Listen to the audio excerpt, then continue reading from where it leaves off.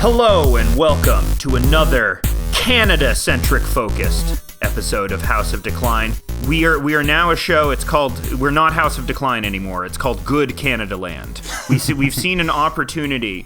A large giant of Canadian independent media is falling over, and now we need to capitalize on that by, getting our political game on. We're going to do investigative podcasts. We're going to have, soft ambient music in the background while we talk about harrowing tales of places like Flin Flon. What goes on in Flin Flon? That will be one of our major things. And it turns out probably a bunch of abuses against Indigenous people, because that's a lot of what Canadaland was about. But we're Good Canadaland now. And for our first episode of Good Canadaland, we have on returning guest and Canadian journalism hero, Jeremy Appel. How are you, Jeremy? Well, that was a very charitable introduction. Great to be here on the inaugural episode of Good Canadaland. Yeah, it's Good Canadaland, yeah. I'm excited to see this enterprise grow into really a series of podcasts and investigative journalism pieces. Yeah. It's going to be great. We're going to have like a website that has like some good blocky like Memphis corporate design. It's going to look really professional. It's going to have pastels, and, there's going to be like, we're going to have ads, but we'll be subtle about it. It'll be ads for, like Canadian stuff, like maple syrup. That's Good Canadaland, I bought this maple in the corner of Loblaws the other day. They were promoting maple-themed products. I bought myself a maple garlic sauce. Wasn't that good, but I was supporting my country, and that's why we're Good Canadaland, regular Canadaland. It's always important to shop local, and especially at this time of rising anti-Semitism, to support your local Jewish-owned bookstore. Yes, by buying Kenneyism. All the independent Jewish bookstores are carrying Jeremy Appel because he's a member of the tribe. They're carrying his wonderful new book, Kenneyism, which is, of course, about the reign of terror of Jason Kenney in Alberta. And you spent the better part of your journalistic career covering this guy, essentially. Your first job, your first like newspaper job, like actual print media job, was in Medicine Hat. And a lot of that, did that involve covering like provincial politics, or did you get more into that when you were moving to Edmonton and such?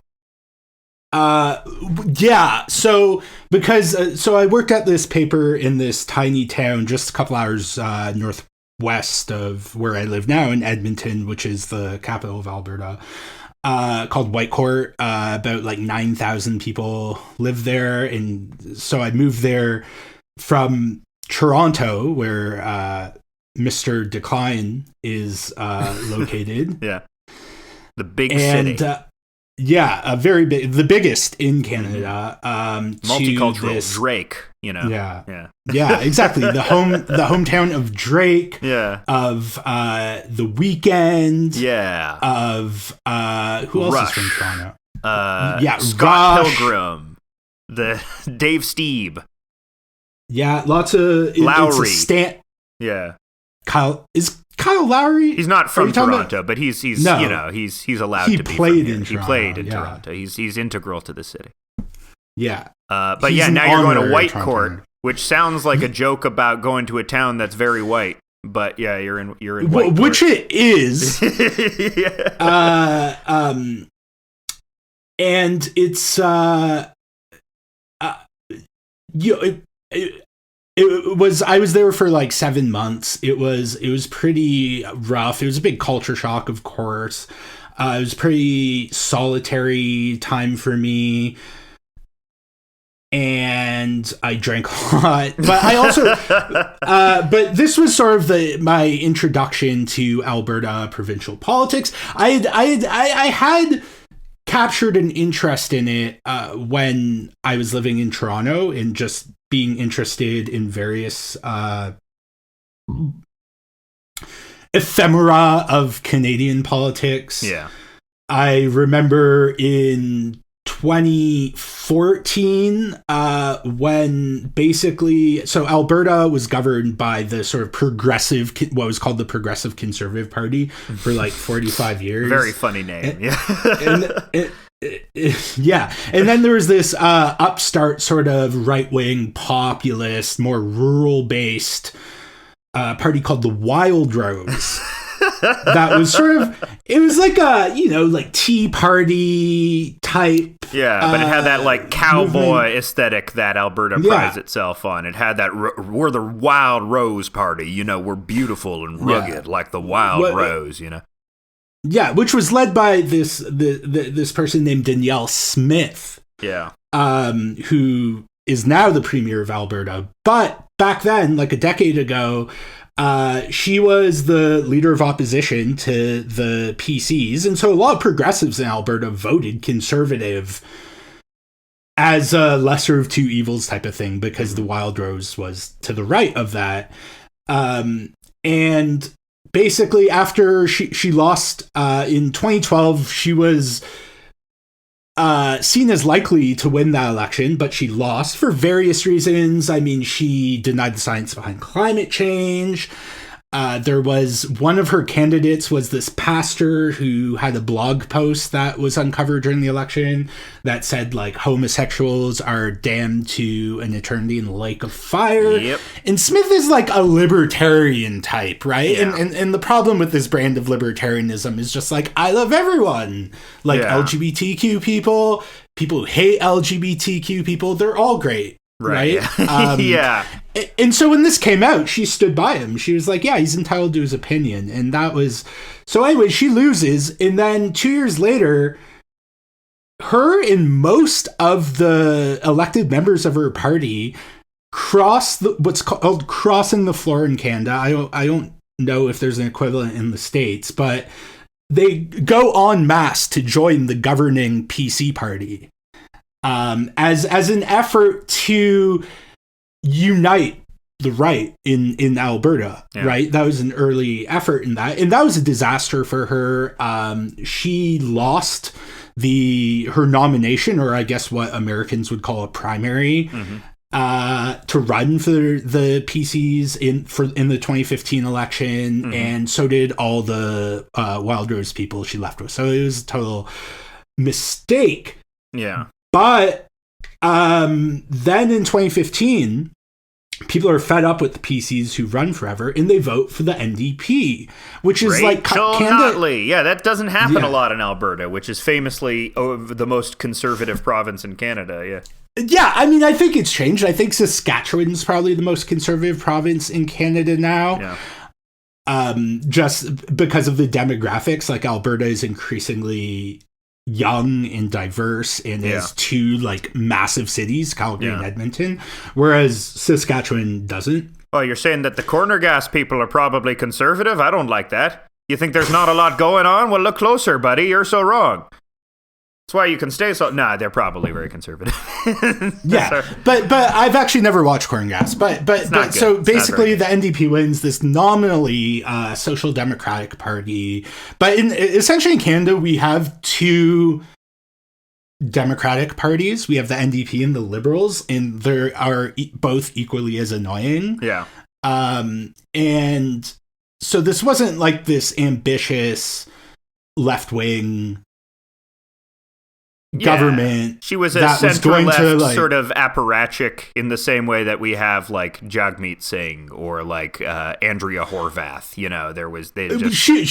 She's a lot more like in the mold of Horwath. If Horwath actually won power, than Singh. Yeah. I would say there are, and this is continuing now, the federal New Democratic Party, which is like ever so slightly to the left of Liberals. Like they're essentially like the party of like Warren and the Squad, right? Like when AOC said she'd be in a different political party than Biden in most Western countries. That's sort of dynamic she was referring to. And the Liberals are more the party of Biden, Kamala, and Chuck Schumer might even be a conservative again. Dianne Feinstein. Dianne Feinstein, exactly. And at the same time, Alberta is this province that is often likened to Texas, both in terms of this sort of like cowboy culture it has, but also in terms of its economic reliance on oil and gas revenue. So Alberta has even more oil and gas than Texas. It has more oil than Iraq. But the problem is the oil in the tar sands, which is in northeastern Alberta near the city Fort McMurray, is that it's crap. It's not crude oil. It's bitumen. So it's the mids of oil. It's like it's the dirt. Yeah. It's the dirt weed of oil. It's the stems and seeds of oil. Yeah, it's swag. It is. It is swag oil because basically the bitumen is like a combination of oil, sand, water, and other like hydrocarbons. And so it's a really intensive process to extract compared with even heavy oil or not to mention like light sweet crude or it's just like that song, Bitumen Better Have My Money. There you go. Yeah, that's not a lot of people know that. That's actually. I'm sure people have made that pun before. That's about the tar sands, and so, but the NDP, when they were elected, took this approach that no, we are going to totally champion the tar sands, and we're going to do it while also claiming to be these bold climate leaders. They brought in a carbon tax. They instituted a cap on emissions from the tar sands, which sounds good, but the cap was so high that you can't throttle the economic prosperity of Alberta. What are you, stupid? And it's great because it was like those ads where it had that like a generic ambient synth music of do do do do do do do do do. We in Alberta are finding new ways to have energy come into our lives. And that's the Pathways Alliance. And the NDP totally went on board with this, but they were also trying to they made this futile effort to sort of create a consensus among the oil and gas industry and environmentalist NGOs in favor of some like middle ground climate action, like introducing a price on carbon, capping emissions from tar sands, but in a way that allows them to grow. And, they did expand the park system in Alberta, right? I mean, they did do some good, but this came at a time when the price of oil had crashed in 2014, and they were really starting to see the effects of that in the early days when the NDP came to power. And they were sort of faced with a choice, I think, right? They could have done what they did and been like, no, we're totally pro-oil. We're actually going to get pipelines built by taking climate action. We're going to use climate action so we can build more pipelines. And it's like, well, that's fucking great. Yeah. Gotta keep the gears turning. Gotta keep the mammon machine stoked. But what they could have done is highlighted how this industry has sucked the province dry for decades and made a small amount of people very wealthy. Yeah. And also, I mean, for a long time, right? I mean, when oil was booming, you could get a really high-paying job in the tar sands without much education, right? So those benefits did trickle down in good times, but then in bad times, those people lose their jobs and they're alienated and they're upset, and it makes them prey to populism, whether it's coming from a right-wing demagogue or someone on the left who channels those energy. But the NDP had no interest in playing that game. They were just like, no, we're going to work around the status quo. Now, the reason the NDP won, and this is the only time the NDP have formed government, and the only time a Conservative Party formed government in Alberta in like almost 100 years. Yeah. Right? Yeah, even like the whole wave of Canadian like labor farmers didn't really affect Alberta's conservatism that much because it's real Jesus country out there. Well, yeah, I mean, there was a United Farmers Alliance government in Alberta in like probably like the around 1910s, like around when all that stuff was happening, like the teens, like in the same time. But there were like, whereas Manitoba was overtly way more openly socialist than somewhere like Alberta. Well, Saskatchewan, ironically, because Saskatchewan was the sort of home of the Cooperative Commonwealth Federation, which was an explicitly anti-capitalist party of farmers that then merged with the labor movement and became the NDP, which at a time was actually socialist. It certainly isn't now, especially in the provinces where it has power, where it's essentially just become, in practice, the Liberal Party, right? Yeah. Like slightly less monstrous liberals. Yeah. On the federal level, again, they're doing this thing where after years of trying to sort of outflank the Liberals on the center, now what the approach of Jagmeet Singh is to run ever so slightly to the left of Trudeau. But now he's propping up Trudeau's government, right? Because it's a minority government, which in Canada is essentially the equivalent of having the presidency but not control over Congress. Roughly equivalent to that. And so you need the support of another party to get your votes across. So the Liberals entered this arrangement with the federal NDP that they would make some concessions, and the NDP would ensure that their government doesn't fall. That agreement hasn't been great for the NDP, I don't think. Yeah. Well, because the problem is, you're always, if you're the smaller party, you're going to get screwed because the Liberals can have more leverage over you than you have over them, really, because you don't want the Conservatives. The Liberals are fine with Conservatives taking power. You're less fine with Conservatives taking power if you are a left-wing person than if you are a centrist, right? So it's like, you're always in a losing. You have less power inherently. Right. But I mean, and so the federal government is doing things like introducing anti-scab legislation, but also giving it in federally regulated workplaces. So like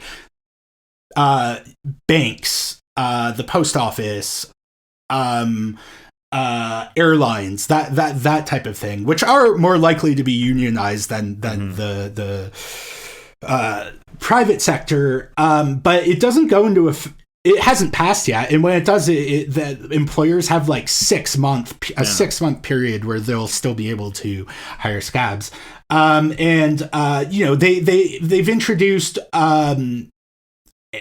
essentially a subsidy for dental care for low-income children and seniors that is going to be phased in to just be like a means-tested... very incrementalist bullshit, Yeah, and it's not even the program, right? Like the first phase, they just sent out checks to people and were like, go get your teeth checked up, right? Because Canadian public healthcare is the least public healthcare system probably in the developed you don't get world. Dental, you don't get mental health care, you don't get medication a lot of the time covered, so it's very there's bizarre. There's so much that's left to the market, and even like primary care, like going to see a physician, they're business owners, right? They have their own private practice and they bill the government for the services they provide, and the rates they charge are negotiated with the provincial government. Anyways, but my point is that the NDP in Alberta in 2015 was elected because there was this split in the traditional right-wing Albertan vote between the PCs and the Wildrose. In most, right, the NDP won a lot of ridings or districts Well, just as another aside, it was like this was also not just important on a provincial level, but the oil shock of Alberta was very important on a federal level because it's what lost Stephen Harper the election, essentially. The fact that he had done so many oil subsidies and they like essentially our economy was so hinged on Alberta's oil success that when the oil prices eventually crashed, it took the rest of the country with it. So Stephen Harper, whose claim had always been, I'm the economy guy, I'm the smart conservative economy guy, like Trudeau could easily just run against him on that. So it affected the entire country as a whole as well that time. Yeah, and so Jason Kenney, to bring it back to the man of the hour. Yeah, finally we get to Jason. This is all set up for Kenney. Why was Kenney? What is Kenney? So I get. The book sort of goes back to the beginning, and so Kenney is in my view this really emblematic figure of the modern right wing ideology, this sort of blend of neoliberal economic policy that seeks to offload the state's responsibilities to provide for its citizens onto individuals and other private actors, and while at the same time taking this neoconservative, moralistic, nationalistic approach to social issues, and pursuing these really strict law and order policies at home, which Harper was very keen on. And, of course, militarism abroad, which I think one major, and I don't talk about that much in this book, but one major way you saw Harper and Kenney, who was one of his most loyal acolytes, he was in the realm of foreign policy, really taking a much more American first. Well, I mean, not American, but this embrace of U.S. unilateral might. Harper and Kenney were both enthusiastic supporters of the 2003 Iraq War, which Canada, under the Liberals, kind of stayed out of, but actually didn't. Chrétien, to his credit, he didn't do a lot of good stuff, but he was at least had the good sense to stay out of the Iraq War. Yeah. I mean, we sent stuff over there. We weren't totally out of it, but yeah. And so these are components of Kenneyism, which I think is just essentially he was a Canadian emissary of the sort of conservatism of Reagan and Thatcher that somewhat penetrated into Canada in the 80s with Brian Mulroney. But Mulroney didn't go far enough for their liking, right? He introduced a new sales tax. He ran massive deficits.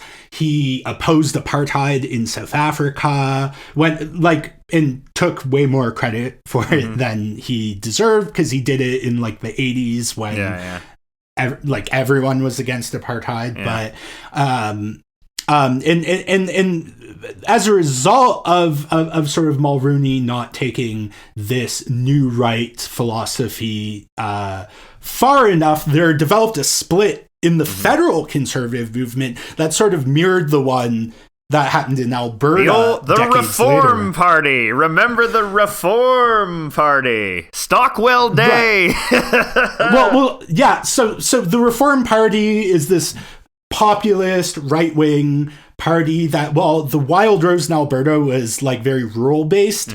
The Reform Party was very much a Western Canada phenomenon, right? And ruggedness, America, the same thing that Kenney represents, this sort of very American vision of individualism, but expressed politically. But also, sort of paradoxically, this sort of collectivist, nationalist, moralistic, hierarchical order that is framed around this individualism. Right? So David Harvey, I think, puts it really well in his book on neoliberalism, this interplay between the sort of neoliberal economics and neoconservative social policy. And it's that the social relations created by neoliberalism are like so chaotic and everyone is so atomized that there needs to be something to sort of, right, after taking like smashing like the vase of society, you need to sort of glue it back together in a certain way that keeps the structures of neoliberalism intact. And that's where neoconservatism comes in. That gives sort of this higher purpose to neoliberalism, right? So it talks about this moral order and law, enforcing the law, right? These harsh criminal justice policies that Stephen Harper pursued. Also, I mean, not all neocons are members of the religious right, but the religious right finds very fertile ground in neoconservatism because, again, it venerates these traditional institutions like the church or the monarchy or the nation, even, right, in the American context. And so the Reform Party comes around, and Jason Kenney, this is in the 1993 election, where Brian Mulroney gets destroyed. Well, he actually didn't run in that election. He handed the reins over to Kim Campbell. She got destroyed, And then Jean Chrétien comes in as liberal, and being the 90s, he just implements this sort of neoliberal agenda.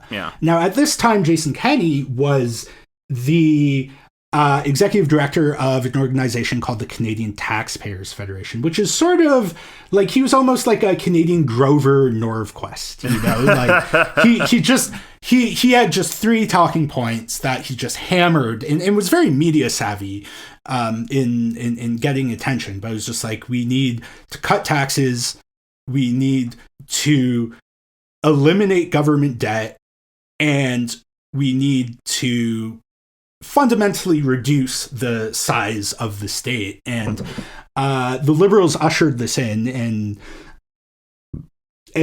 you saw governments across the political spectrum in Canada and the United States, even NDP governments in Manitoba, in Saskatchewan, again, accepting this logic that it's not the state's job to care for its citizens, that it's actually their own personal responsibility, and the state needs to get out of the way. And but I think Kenney got bored after a bit of just hammering home these same talking points. And so he decides to run for the Reform Party, which told him, it allowed him to take the economic stuff, but also talk about some of his other passions. Kenney is a devout Roman Catholic, very much involved in the pro-life movement in the United States. He went to the University of San Francisco, actually, and was a leading figure in the university's anti-abortion movement. He got the Women's Law Students Association banned from tabling on campus because they were circulating a pro-choice petition. And eventually they got allowed back because the ACLU got involved. And it's like, yeah, you're a Catholic institution, but you're also a university. Like, people have a right to express opinions that go against the sort of university's founding message. But there's actually he was interviewed on CNN when he was this young activist in San Francisco, and the Chiron said Jason Kenney, anti-abortion activist, right? So he's made his bones on this cultural issue. And he talked about also bringing this sort of movement consciousness, what he called, to the conservative movement to the conservative politics, I should say, in Canada that you see in the United States. Because Canadian conservative politics were quite a bit, they were fairly secular, like way more secular than American conservative politics were comparatively at that time for a while. And I mean, still to this day, you know, they tried to run Andrew Scheer recently as like a new culturally conservative Christian guy, and it just totally failed. One, because he didn't have any charisma, and two, because Canada just generally fewer evangelicals, generally fewer people that, I mean, in America, that number is dwindling too, but it's still more prevalent over there than here.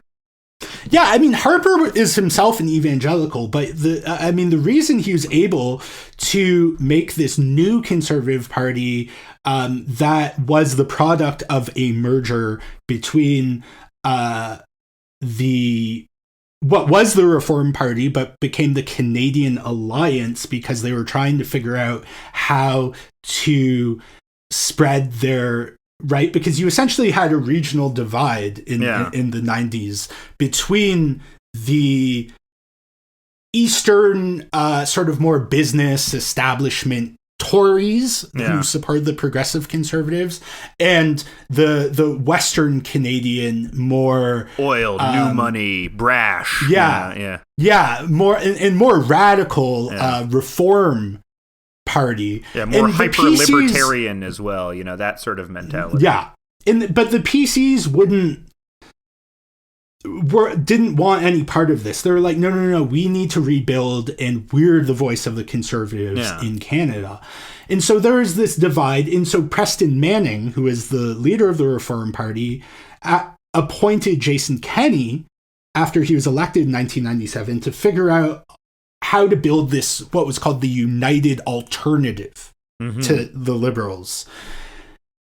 And a challenge there was that the Liberals had essentially adopted Reform's economic agenda in the 1990s. So it became a question of these cultural issues, but these very cultural issues were seen as off-putting to sort of big city Eastern Canadian voters who just want lower taxes. Stephen Harper ran against Paul Martin, who is a terrible candidate, but he ate shit to Paul Martin because he ran very heavily on anti-gay marriage stuff, and that was like a turnoff for the majority of Canadian federal voters.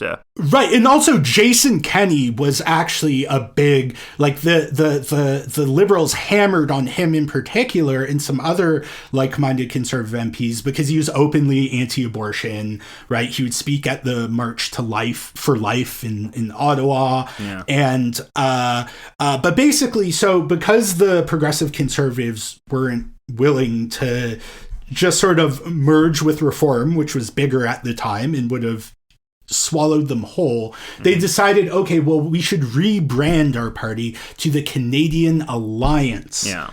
And thinking that would sort of remove the sort of Western Canadian regionalist connotation with Reform and maybe expand some support into Eastern Canada. They got Stockwell Day as the first leader of the Canadian Alliance, who Kenney was the most enthusiastic backer of, because Stockwell Day. Stockwell Day, loser. crazy guy. I mean, he tried to. He was the provincial treasurer in Alberta's government in the 90s under a guy named Ralph Klein, who was like probably the most aggressively neoliberal premier in Canada at times, save for maybe Mike Harris in Ontario. But he wasn't just a neoliberal, right? He was, like Kenney, a culture warrior. He tried to get the Progressive Conservative Party in Alberta that he was a part of to vote in favor of like delisting abortion from healthcare coverage, public healthcare coverage, which he was unsuccessful in doing. He represented a district in Red Deer, which is between Edmonton and Calgary, and it's like the fourth largest city in Alberta, but for a long time it's basically a truck stop. It's the world's largest truck stop. Yeah, it is. Pretty much. Donut Mill, if you're ever in Red Deer, highly recommend. But he tried to get Of Mice and Men banned from why from that school libraries in Red Deer for obscenity. What? I guess a guy jacks off with like a glove full of lube in it or whatever, but doesn't he? I don't remember that book very well. Clearly, he didn't believe in dinosaurs. Yeah, big culture warrior guy. Yeah. And my favorite was actually he had to settle out of court with a criminal defense lawyer in Red Deer who defended someone who was accused of possessing child pornography because Stockwell Day wrote a letter to the newspaper saying that this lawyer supports legalizing child pornography. Oh. Yeah.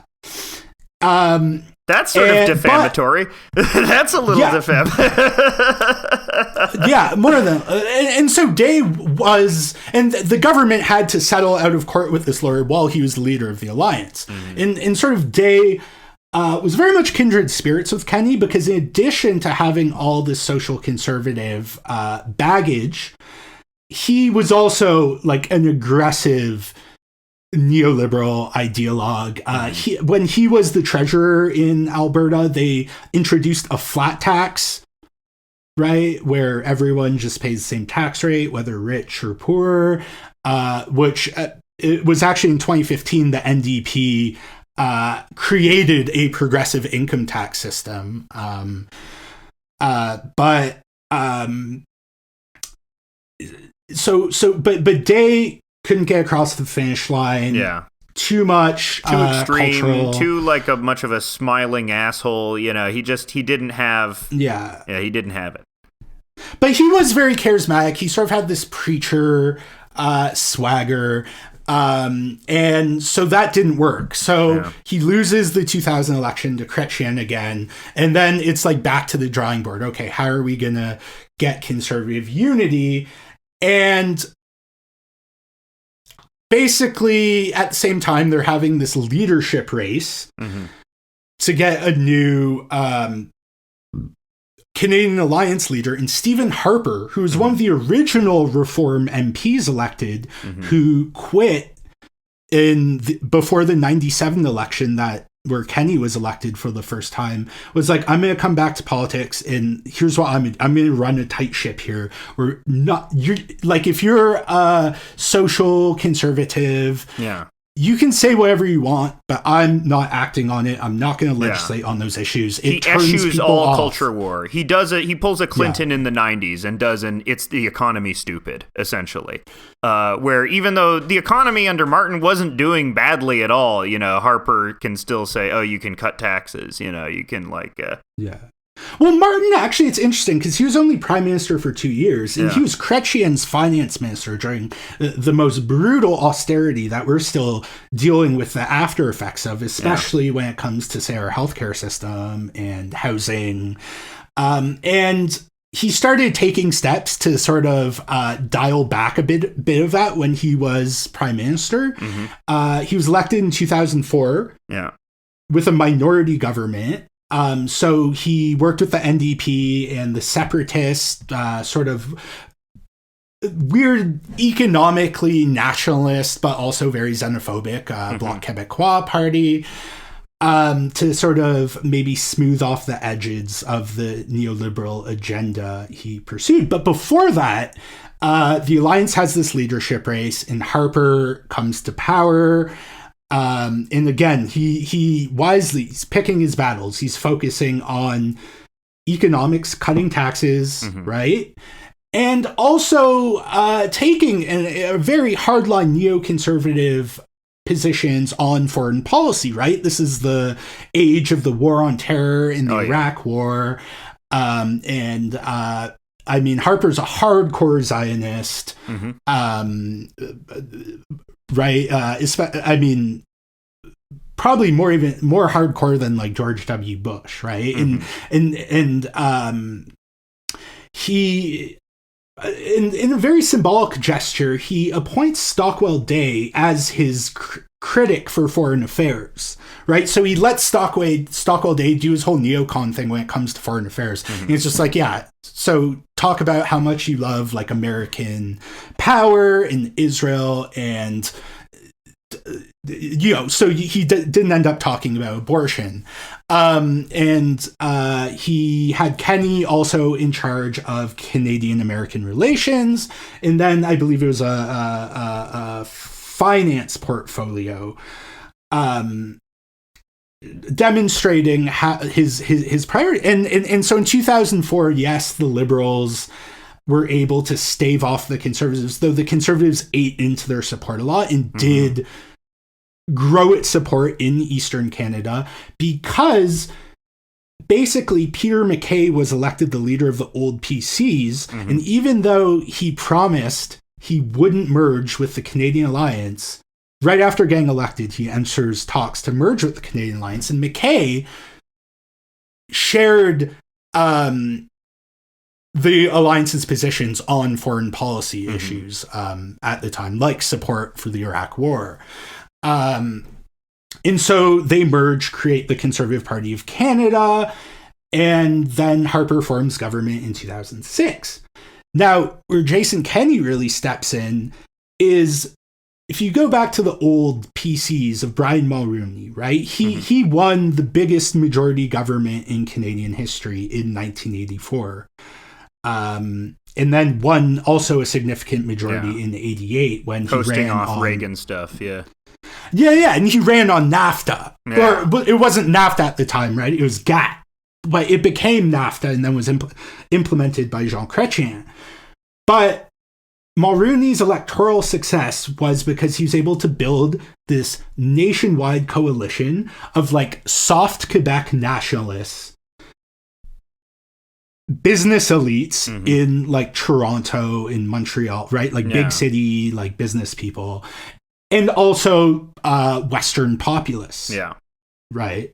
That coalition all came apart in the 1993 election. The Quebec nationalists voted for the Bloc Québécois. The Western populists voted for reform, and then he was left with Eastern Canadian business elites, many of whom just voted Liberal. Yeah. Right. And so the Conservatives could get, though, the business elites back by leaving behind all the culture war baggage.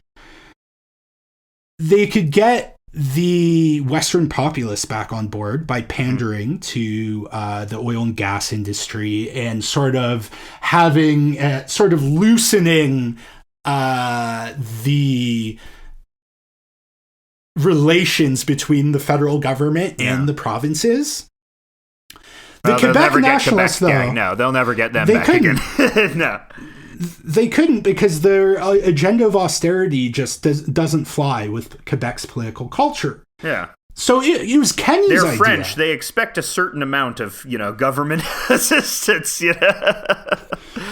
To be mildly stereotypical. And that's always been a grievance of sort of more separatist inclined Albertans, was that Quebec gets all the special treatment. Why don't we? What? Are we not a unique culture in Canada? And it's like, not really. No. But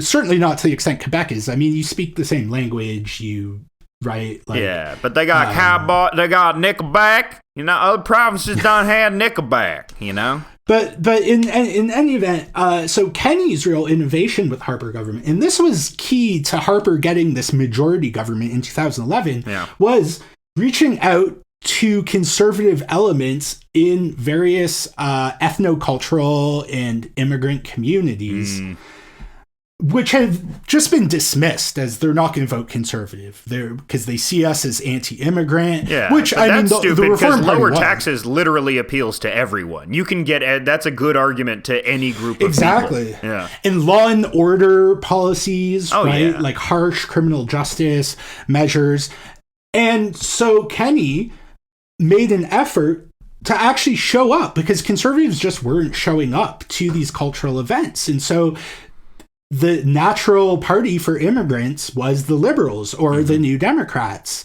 right? And Kenney worked really hard in making those connections with conservative elements in various communities, Chinese Canadian community, the Indo-Canadian community, the Sikh Canadian community. Yeah, sure, yeah.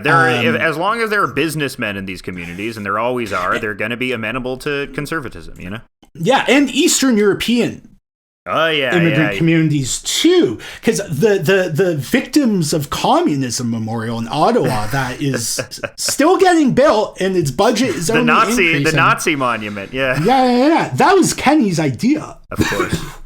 And you know, the sort of right-wing Ukrainian and Czech diaspora communities, not to mention Chinese and Tibetan, that was a really smart move to sort of enfold them in this project, because basically a lot of these immigrant communities are concentrated in suburban districts outside of Toronto and Vancouver. Right? Yeah. Where you could likely, you won't, in the inner city, you can't get enough of these people to flip the riding. But you get in the exurban places, in the suburban and exurban places, it's always more 50-50 between the libs and the conservatives. Right. Like places like Brampton, right? Near where you live, in Mississauga. Yeah. Vaughan. Barrie. Maybe not Barrie. Yeah, Barrie's a little whiter. Yeah, but right, like Scarborough, also Scarborough, Etobicoke, which Rob Ford, our famous crack smoking mayor, did a similar thing, right? He immigrant communities who shared his sort of social conservative. So what you're saying is we neoliberal. should blame immigrants for Jason getting... No, obviously not. But this was part of the strategy. This was an actual thing that he did to win. So and it worked. Yeah. And at the same time, though, interestingly, he was Harper's citizenship and immigration minister. And he increased immigration, right? And that's, I think, a big difference. One of the few differences, I would argue, between the sort of old new right of like Ronald Reagan and Margaret Thatcher and the new right of Donald Trump is that he's pro-immigrant. It was just a specific type of immigrant, right? This invitational approach he took was conditional. Yeah. It was, if you conform to what we regard as being a good Canadian, welcome to the team. Yeah. If you don't, if you're then forget about it. And a good example of this is the way they cut funding for the Canadian Arab Federation because their leader called Kenney and Harper, well, I think it was Kenney in particular, a son of a whore, or something. Great. For his staunch support of Israel. Yeah. Because traditionally Canada did sort of what Trudeau's doing now, but to an even greater extent, in like pretended to take this neutral approach while actually supporting Israel. Indeed, Pierre Elliott Trudeau, Justin's dad, was actually one of the first Western leaders to visit the occupied West Bank. Yeah. In the 1970s or 80s, right? Yeah.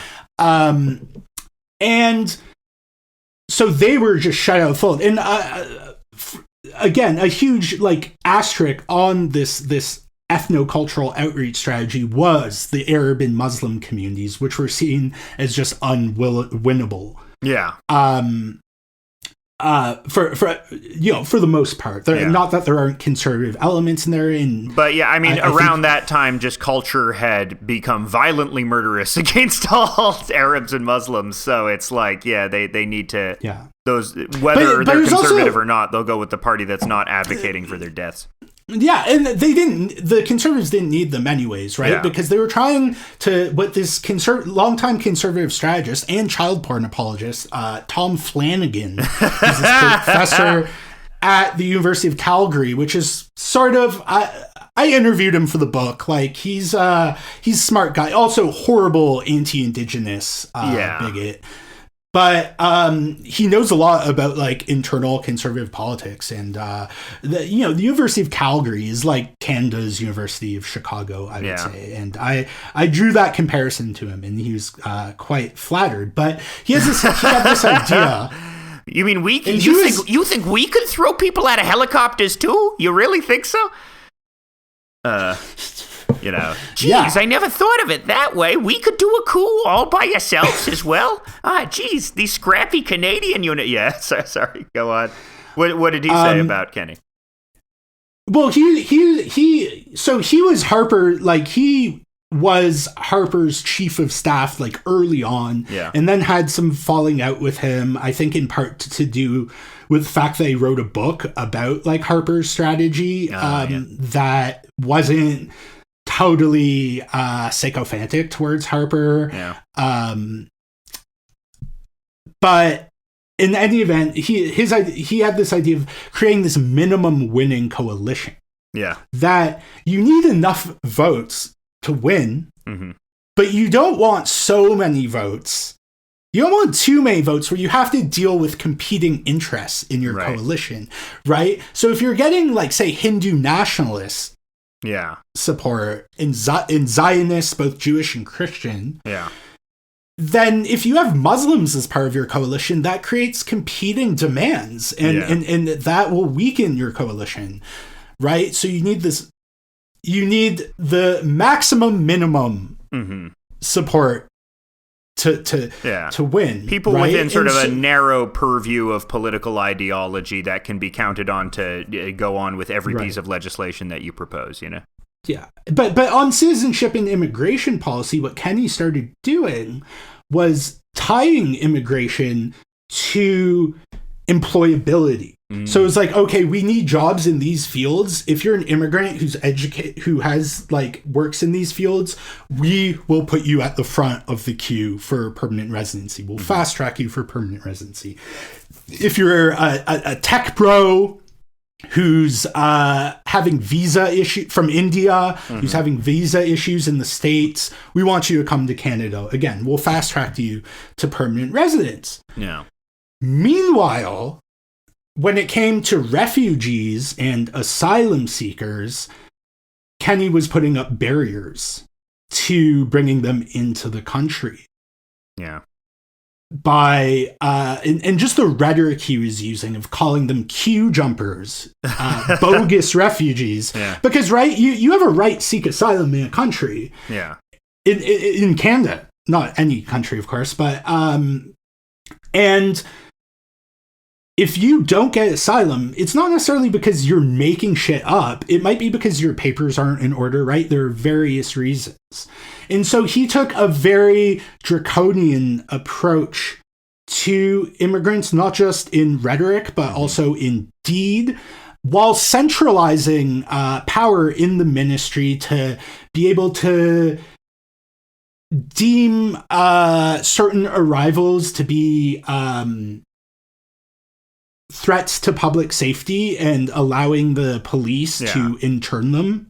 Obviously, this would be used a lot against, Muslims or any sort of, Yeah, but it was actually used most prominently against Tamil refugees. Remember, there were two boatloads of Tamil refugees who came to Canada in like 2010 fleeing the violence in Sri Lanka. Yeah. And again, it was just like, these people are terrorists. These people could be terrorists. We need measures to deal with them, right? We're not, what use are they to us, right? What economic what do you produce? What do you make? Yeah. Yeah, exactly. And I think that's a big part of the sort of interplay between neoconservatism and neoliberalism that you see with a figure like Kenney, right? Because it's all about, yes, the immigration should fuel market needs, right? But also, we're going to use the power of the state against those who we deem outside of that, the processes. There is ever so slightly more an ethnic cleansing aspect to neoconservatism than... Yes, of course. And at the same time, he cut healthcare benefits for refugee claimants, saying, why are we giving these bogus refugees better healthcare than most Canadians receive, right? Because the things that we were talking about that are excluded from public healthcare in Canada, refugee claimants get, right? Like dental care, eye care, all these sorts of things, and he presents it as sort of, this is like premium healthcare. What do they need it for? But sometimes eye care and dental care can be life-saving. Oh, right? yeah, of course. You need, these luxury bones in my mouth, as the famous tweet goes. Yeah, these, obviously, like, if you have bad teeth, you can get a fucking heart attack from it. So you need healthcare, dental healthcare. And so he was increasing deportations, especially targeting like temporary foreign workers who overstayed. Because the temporary foreign worker program is like the ultimate. It's free money. Like, it's free real estate. It's like you get such cheap labor from it. And it's like, okay, these employers get to decide who gets to come to this country, and they can stay as long as the employer needs them. And then once the employer needs them, they have to leave for I think it was like in for 2 years, out for, I think 2 years in, 2 years out was what Kenney instituted. But then really when Harper got the majority government, that was when he went full throttle. So he cut healthcare funding for refugee claimants. He created, in terms of centralizing power in the minister's office, he created a list of what he called designated safe countries. That if you seek asylum from these countries, you get one chance at the Immigration and Refugee Board. If they deny your application, you have to leave the country. You can't the only avenue for appeal is in federal court, but while you prepare for that appeal, you have to leave. Right? And just to be clear, all of these policies that were implemented by Kenney, like, these still exist to this day, right? The liberals, have they softened it a little? I'll get that to a moment. So refugees, they did bring back healthcare for refugee claimants because that was declared unconstitutional by the Supreme Court. Good. And so that was an easy W for Trudeau in his early days when he was like popular and promising this new style he of just politics. Legalized weed, he was, he was, and that was it for a while. But this policy was also reversed by Trudeau because it was also declared unconstitutional. But so he created this two-tiered asylum-seeking process. Whereas if you were from this list of countries that are determined by Jason Kenney to be safe, then again, you get one shot and then you have to fuck off. And the list of these countries were all like geopolitical allies of Canada. Right. And include countries like Mexico. And there were stories in the Toronto Star about people who were denied asylum in Canada and went back to Mexico and got murdered. Right. Think about how by cartels because the adjudicator at the Immigration and Refugee Board was like, like you say you're at risk from cartel violence, but you can just move to another part of Mexico. Like that type of logic. And Kenney leaned very heavily on the adjudicators to reach the outcome he wanted, which was to have less refugee claimants, right? And he talked about how there's this mass immigration fraud happening in Canada, and he announced that he was stripping the citizenship of like thousands of fake citizens who don't actually. Well, this kind of policy, even though it has like roots in America too, sort of almost a precursor to Trump's Muslim ban when you think about it. Or like if what's really interesting about Kenney, in a sense, but sorry, go ahead. Well, I find what's like how I'm putting the stuff together on this, like the broader story about him or why he is such this pivotal or interesting figure, not just in Canadian political history, but in general. He's sort of this singular figure between, like you said, the old guard of the new right of Reagan and the new guard of Donald Trump. This thing of like economic elitist based politics versus clown fascism. And he is this sort of marriage in between those two things, where it's like, I mean, the thing that differentiates the clown fascists most from the neocons is nominally they are invasive foreign policy. They're I'm trying to think of the word for it. Intervention. They're anti-interventionist. Yeah, right? But I mean, in some ways. Yeah, in a practical sense, they're not anti-interventionist. But I think the largest thing that really differentiates, besides, and the other thing too, is the extreme focus on cultural issues versus the focus on previous economic issues. And sort of, Kenney was this guy who, post the failure of this only focus on economic issues, sort of returns to his Catholic roots. But we're going to get to that event. We haven't even got to provincial Kenney yet. We're still in federal Kenney. Right. Yeah. Right. And so Kenney represented a district or riding in Calgary, but he didn't spend a lot of time there because he was busy doing this ethnocultural outreach in sort of the suburbs of Toronto and Vancouver. Mm-hmm. While at the same time pitting sort of more established immigrants who are welcome to the conservative fold with these scary refugee claimants, right? Mm-hmm. That would be swiftly deported. And one of the countries he listed as a safe country was Hungary, which at the time had this... like Victor... It wasn't Orban's Hungary. This is pre-Orban, okay. But the forces that propelled Orban to power were growing. And they were... attacking Roma people. Yeah. And Kenney was just like, don't see it. It's a democracy. What are you talking about? Yeah. And his government, this is one of the most sinister things I think Kenney did in his career. Mm-hmm. His government spent money. Well, Harper's government that Kenney was a part of spent money to put up billboards at this Roma village in Hungary, where a lot of asylum claimants were coming from, telling them, if you want to come to Canada, you better have a good reason to, because we will deport you swiftly if you don't. That's very... nightmarish and post-apocalyptic. But it was the contradictions of this sort of conditional acceptance of immigrant communities really became insurmountable in the 2015 election. Yeah. When Kenney and Harper were talking about creating a snitch line to call in barbaric cultural practices. Yeah. The refugee policies, when you had people dying at sea trying to come from Syria to Turkey and then get to countries like Canada. It couldn't sustain itself.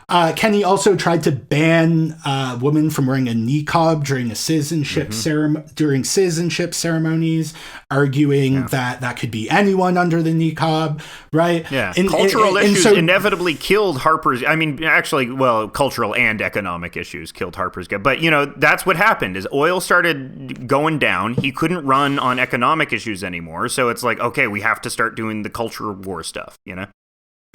Right. And yeah. And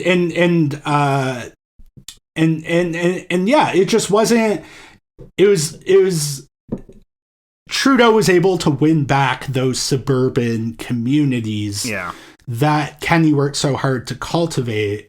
And then in huge fashion, like the 2014 election was a fucking 2015 election. 2015.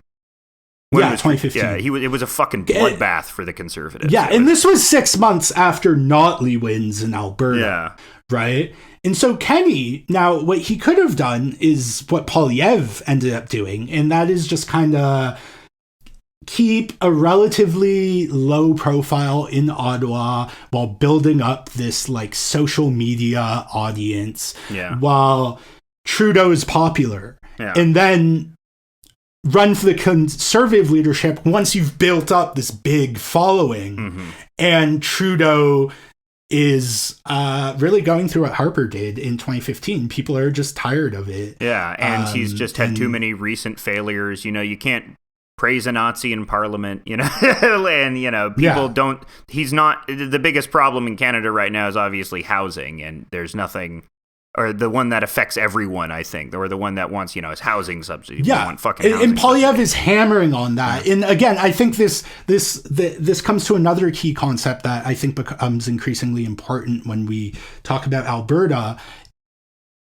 is that Polyev is using this populist rhetoric of speaking on, you know, common sense on behalf of the masses who can't afford a home in service of the very neoliberal policies that will only make the matter worse, right? His solution to the housing crisis is just, let's stop printing money and build more houses. And it's like, there's like, and housing really shows where these neoliberal assumptions of supply and demand and just letting the market find this equilibrium don't work.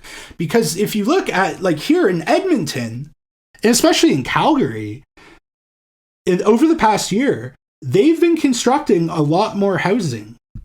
Yet the proportion of housing that's affordable, as in 30% of the lowest income bracket, costing no more than 30% of the lowest income bracket, is declining, even though supply is increasing. Yeah. And so obviously the neoliberal ideologue says, no, that's just because we need even more supply. Yes. Right?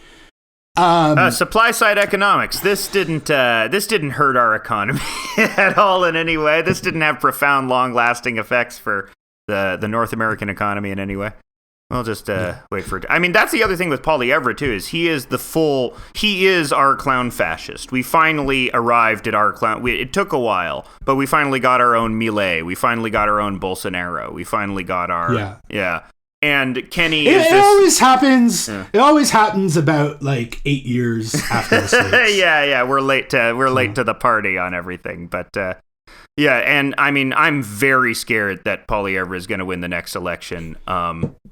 Because, I mean... he's for sure going to win. Yeah, I mean, he's mirroring what Danielle Smith, who we talked about earlier, and she's also, like, running the wave of clown fascism as well.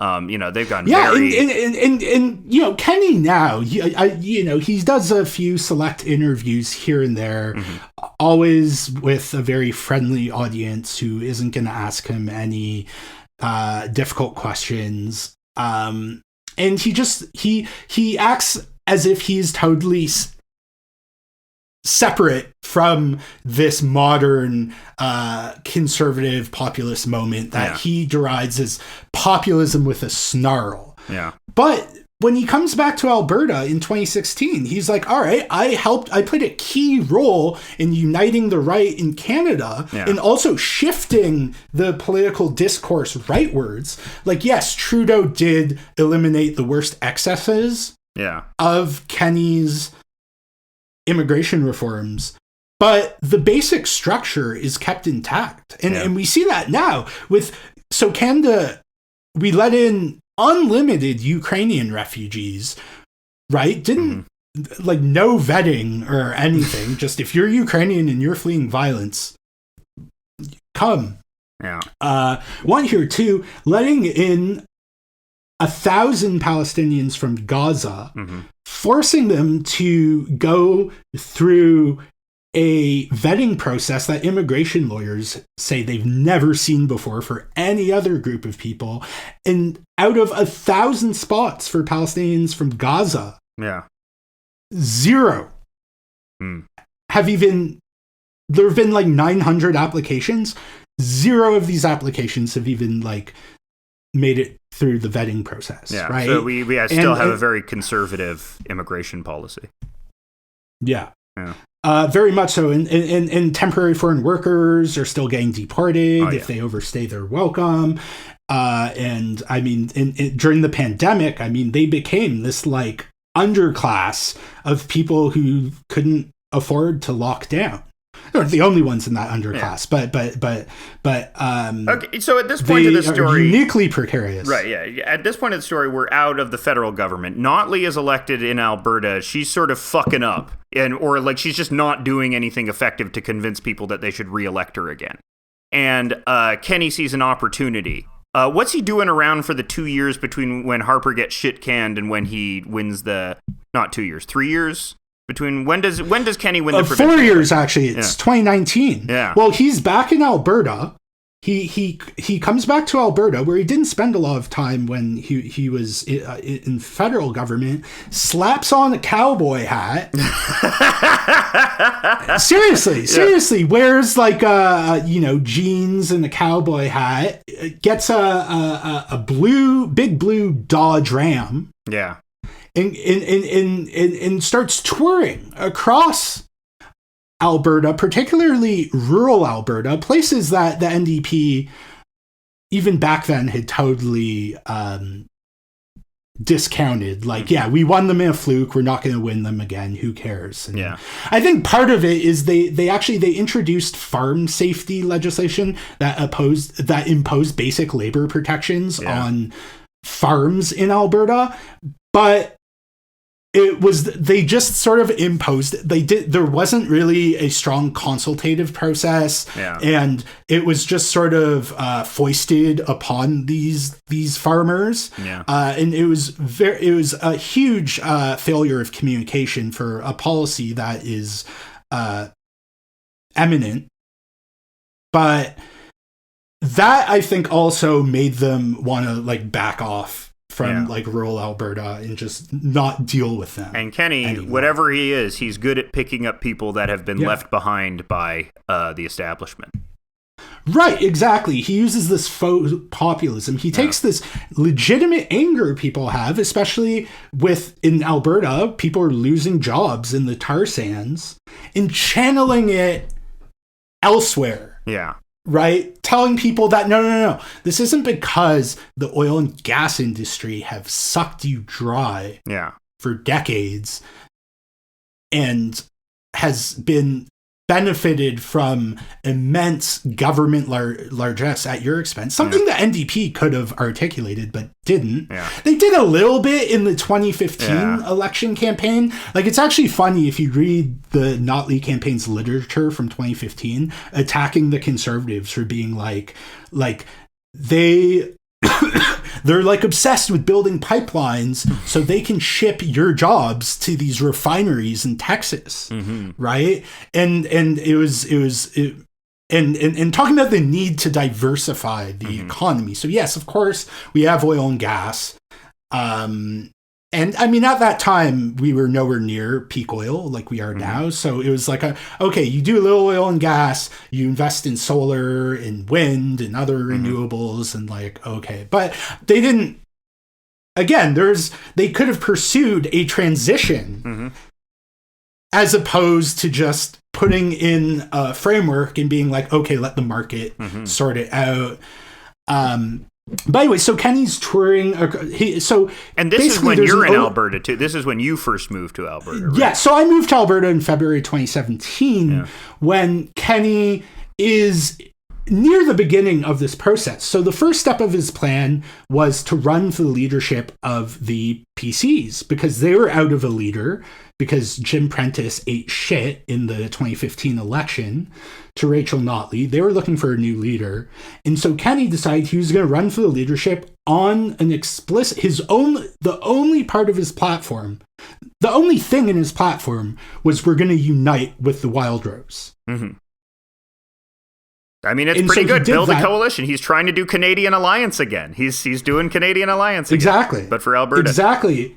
And so Tom Flanagan, who I mentioned before, actually was initially skeptical of this idea because he was like, if you look in the federal scene, this was a long process to unite the right. Like, you're not going to be able to do this in 3 years. Yeah. Because Kenney comes back to Alberta in 2016. And especially with the idea that you need to get the minimum amount of like a coalition agreeing on, because the Wild Rose and like the Conservatives have some key issues that they differ on. So especially like in terms of cultural issues. So that's like that's sort of a breaking of Flanagan's strategy, right? That's sort of but he does it anyway, right? And it works for a time. Yeah, and so he a month after I moved to Whitecourt, actually he was in Whitecourt as part of this Unity tour he had, where he claimed that he was just crashing on the couches of supporters Sure. in rural Alberta. He's just a little boy. He's just, he's just a good old boy. He doesn't have no fancy hotels or nothing. He's wearing a cowboy. He's sleeping. He's rambling. He's rambling right now. And so I actually had missed the opportunity when he came through Whitecourt like a month or two before I moved down there. But basically, so he took this legitimate anger and frustration that many Albertans were having, and again, used it, reoriented it towards the federal government, which is exploiting Alberta because it is taking our oil wealth and redistributing it to provinces. Because Canada has this system of equalization where basically they take revenue raised from income taxes across the country and then redistribute it to provinces that are lower income, so they can so Canadians across the country can have access to the same, at least like a base level of social services. So he was talking about how this was this injustice, even though he was part of the government that wrote the existing formula. And that is a sharp contrast. He's railing against the federal government and these elites in Ottawa, and it's like, bro. What were you doing for the past 20 years? You made the sandwich. Yeah, you made it's the Subway sandwich. You made the freaking sandwich, man. Yeah, and then but also that not just because this Alberta, the federal government, we're under attack from the central Canadian elites. That is an old story in Alberta. That goes way back to like even the United Farmers. Alliance we're speaking in those terms, right? Ontario versus everyone. It's part of Alberta's political culture. But what he did was, he approached this with a unique zeal that depicted his political opponents, the NDP, as being in cahoots with the federal government, which, they were working together on climate policy, right? Explains why Trudeau's climate policies have been such shit. And so you would talk about the Trudeau-Notley alliance. And then in the last election, Danielle Smith, who we'll get back to shortly, who's now the premier of Alberta, talked about the Trudeau Notley Singh alliance because of this arrangement the federal NDP and Liberals have. Singh being Jagmeet Singh. And the idea was that they were using this alliance to scupper the interests of Albertans in favor of shipping their oil money out towards equalizing the provinces.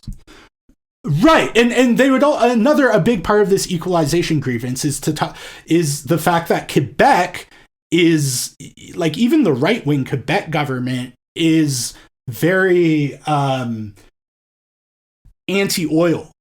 Right? They have they get their power from hydro, right? And there was a proposed pipeline under Harper, the Energy East, that would have shipped oil from Alberta to the East Coast. That got kiboshed because Quebec was like, yeah, no, we don't want that. We don't want your dirty oil. So they would say that this money is being taken from hardworking Albertans, which is they would say, Kenney said that it was being taken from Alberta. And given to Quebec for them to oppose pipelines. It's the classic Brexit line, they're taking the European, they're taking the profits. Think of how much we could get back to the NHS if the goddamn, Czech people weren't taking our profits. And when this is happening, 2016, this is the time of Brexit and Trump, right? Yeah, he's running on this new wave of, like, this new exciting wave of, ooh, this is something, even though it's the same shit, it's packaged differently. And that's enough to get people excited again. And a big part of this is it's not just Trudeau and Notley. There's actually this global cabal of billionaires funding environmentalist activism against the tar sands to turn Alberta into what he called the whipping boy of Canada. Yeah, it's a very Alex Jonesy rhetoric, which is also why he sort of represents this connection, this bridge between clown fascism and neoconservatism. Mm-hmm. Yeah. And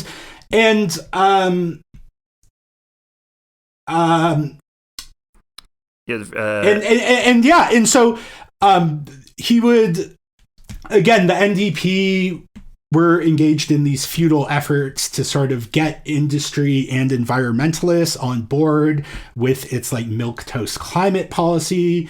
So to that effect, at the request of the oil industry, they brought on famous BC environmentalist Sephora Berman to work with a long-term policy on the tar sands, to work with on a long-term policy for the tar sands. And Kenney used the presence of Sephora Berman at the like negotiating table with the government and industry to be like, see, Sephora Berman, right? And Sephora Berman is like, yeah, no more pipelines, right? She was like a direct action activist in BC who was at that phase in her career trying to, because climate policy was at a standstill in Canada, to try and find some pragmatic approach that would at least move us in the right direction.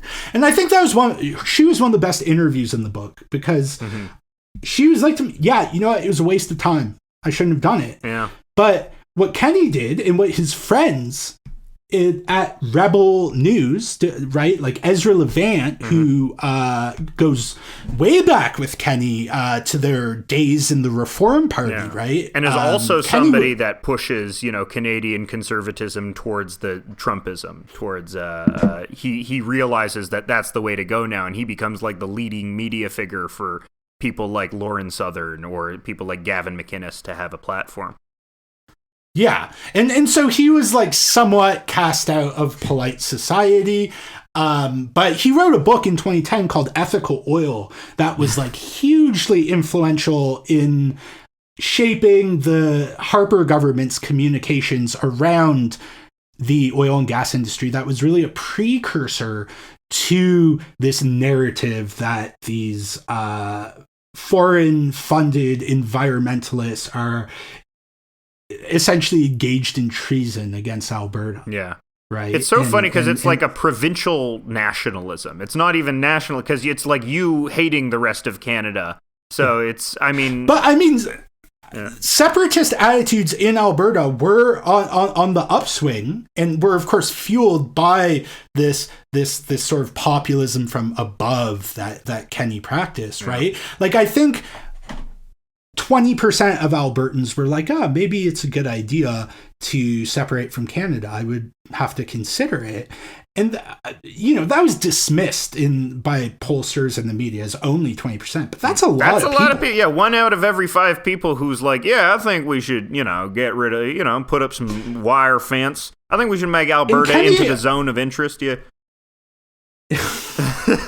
and Kenney astutely seized on that and did the very classic dog whistle style politics where it's like, a lot of people are thinking of separating from Canada. Not me. I would never. And I mean, Kenney, and the thing being the champion of these separatist voices is this is a guy who loves the monarchy, the Roman Catholic Church, and all these very traditional institutions of power that can provide this sort of higher moral purpose to the very, I think, nihilistic policies that he promotes or promoted. And so he went on this personal vendetta against Sephora Berman. I mean, he was obsessed with her, and she was just getting torrents of misogynistic and anti-Semitic abuse that were clearly coming from this. But again, it was the type of thing where it would start in Rebel News, Then it would make its way into the National Post. And then Kenney would be like, well, a lot of people are saying, you know. A lot of people saying the Sephora Berman, you know, she has horns. You know, I'm not saying that. But, you know, some people are saying, Berman, I don't know if I can trust a name. Berman, what does that mean? You're going to put burrs on me? You're going to make me cold? You know what makes you warm? Oil. She doesn't like that. Which is another example of conditional acceptance, right? Because Kenney, the mainstream Jewish establishment, which is essentially just now an arm of the pro-Israel lobby, fucking loved Kenney and Harper, right? Because they, like them, they're like, Israel is essentially perfect. Like, Israel's not perfect, but it is. Yes. That type of Zionist talking point that we talked about in an earlier episode. Yeah. But if you're a Jew like Tzipora Berman, then you're the wrong Jew. I mean, it's that classic thing with the immigrants. There are the right others and there are the wrong others. And we like the right others, but we don't like the wrong others. Yeah, and I'm not, like, he didn't say anything anti-Semitic about Tzipora Berman, but he also didn't say anything about the anti-Semitic abuse that was coming her way because he made her this public target of hatred. Yeah, of Alberta Pepes, Alberta Gripers. Yeah, on her way to Edmonton once, Berman was assaulted at the airport. She was like grabbed and spat on by some like oil bro who again was Kenney had fucking like fired up about that she's, you know, that she's telling to take her, it's a took her jobs thing. This Jewish lady took her jobs, you know. Yeah, and because it's not just that he disagrees with the environmentalist policies or quasi-environmentalist policies of the NDP, that they're misguided, that they treat the threat too urgently. It's like, no, this is an attack on our fundamental identity and our ability to be prosperous, right? And so things like that were bound to happen. And eventually the NDP agreed with Tzipora that she would step down. And then, but because she stepped down, she was going back to the activism, right? Trying to stop pipelines in BC. And anytime she would speak at a rally, Kenney would just post on social media, like, this is the person the NDP invited to talk about the fate of the oil sands, ignoring the fact that it was actually industry who thought that she would be a constructive interlocutor. Yeah. Right? And so so basically a month after arriving in Alberta, he wins the PC leadership. One of the candidates running against him for the PC leadership, Sandra Jensen, actually dropped out of the leadership race and crossed the floor to the NDP because, and this was in November 2016. This was around the time Trump was elected, because she was like, he's bringing these Trumpian politics into Alberta. Now, this idea that this clown fascist movement that we've been talking about is like an American import is, no, it's everywhere. In my view, it's literally everywhere. Modi, it's homegrown. It's there. Marcos, previous Duterte, Bolsonaro. It's like Orban. Geert Wilders. And it's bubbling under the surface everywhere because clearly things are fundamentally broken, and that a small amount of people are doing really well on the backs of everyone else. And because the institutional left refuses to identify a culprit and just talks about tweaking things a little bit in these rational focus group tested policy solutions, it makes it really easy for this populist right to seize on this anger always bubbling below the surface. But Jensen is like, the NDP is actually the party now of the like pragmatic center, and she wasn't wrong. Well, the other reason why I say clown fascism, or why it separates, say something like previous iterations of sort of fascist conservative politics, like think about the Rivers of Blood speech in the UK, Enoch Powell's Rivers of Blood speech. It used to be so much more overt and angry and like fire and brimstone rhetoric, whereas the revelation of somebody like Trump or Modi or Bolsonaro, whereas if you're sort of like a silly Mr. Bean type guy, nobody will notice, or they won't notice as much about the terrible things of what you're saying. And like Kenney also sort of evinces that public attitude as well. The I'm just a little guy, I'm just a little birthday boy type of thing, you know? Yeah.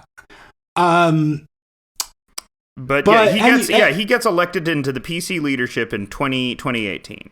And right, and then it's like, okay, we need to unite. Now, Brian Jean, who's the leader of the Wild Rose, who really like invigorated the party after Danielle Smith's betrayal, is like, no, don't want to do it. Yeah. Don't want to do it. But a guy named Derek Fildebrandt, who is this young, hotshot, upstart Wild Rose member of the legislature, was at the same time going all in and mobilizing in favor of unity. He's like, yes, this is what needs to happen. We need, like, if we don't want the NDP to get reelected, we need to unite with the PCs. And in doing so, and Fildebrandt is like a libertarian type. His political career was tragically ended shortly after a series of scandals, which included renting out his taxpayer-funded Ottawa condo on Airbnb. Mm-hmm.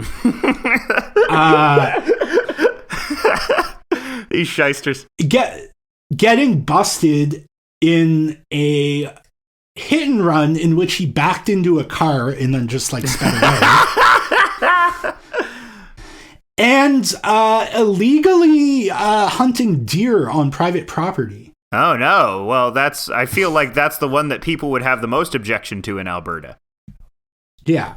But for a time, he was Kenney's golden boy, right? And then when he became politically a political liability, Kenney just threw him to the wolves. And now he runs a far-right news site called the Western Standard, which is sort of a reemergence of a publication originally founded by Ezra Levant in the 2000s. Mm-hmm. But so, and Fildebrandt is again getting lots of grassroots support at a local level for this idea of merging. And so finally, Jean is like, okay, yeah, if the membership supports a merger, then I won't stand in the way. And so they have this vote on the merger, which I distinctly remember covering for the White Court newspaper. Mm-hmm. And it passes overwhelmingly in both parties. There was like a local Wild Rose crank in White Court that was like, oh, there's no, if they vote to unite, I'm leaving the party. And then like 96% support of each party vote in favor of unity. Mm-hmm. And then comes the UCP leadership race, which Brian Jean runs in and Jason Kenney runs in. Mm-hmm. And by the time this race happens, I'm now down in Medicine Hat working at the newspaper there, which is like a small city in like southeastern Alberta. Mm-hmm. And what I'll say about the UCP leadership race of 2017 is that it's still under investigation by the RCMP 7 years later. Yeah. And there have been media reports, so people are saying, not me. Not you. People are saying that what Kenney was doing was his people were going to ethnically diverse communities, like the Punjabi community, particularly in Calgary, where there are lots of multi-family units, and people are very welcoming and a lot of newcomers. In that, if you kind of show up and say, "Oh yeah, I'm running for this party leadership. Do you want to buy a membership? Do you want to buy a membership for your family?" People will be like, "Yeah," and then taking those emails that they were given, and in some cases, people didn't even have emails, and then rerouting the leadership ballots to other emails. Oh. What? And voting for Jason Kenney to lead the UCP. So it's like the classic, like, Simpsons Sideshow Bob electoral fraud. It's like. Yeah, I mean, he was. There weren't any dead people. Dead pets weren't voted, but it sounds like dead pets could have voted for it. Yeah, and they were using VPNs. And Brian Jean and Doug Schweitzer, who is another guy who was running in the leadership race, like, called shenanigans on it. And then they just shut the fuck up about it. Yeah. They wanted to win. After it happened. Jean left politics temporarily. Mm-hmm. Schweitzer ran for the UCP and became one of Kenney's fiercest loyalists. Mm-hmm.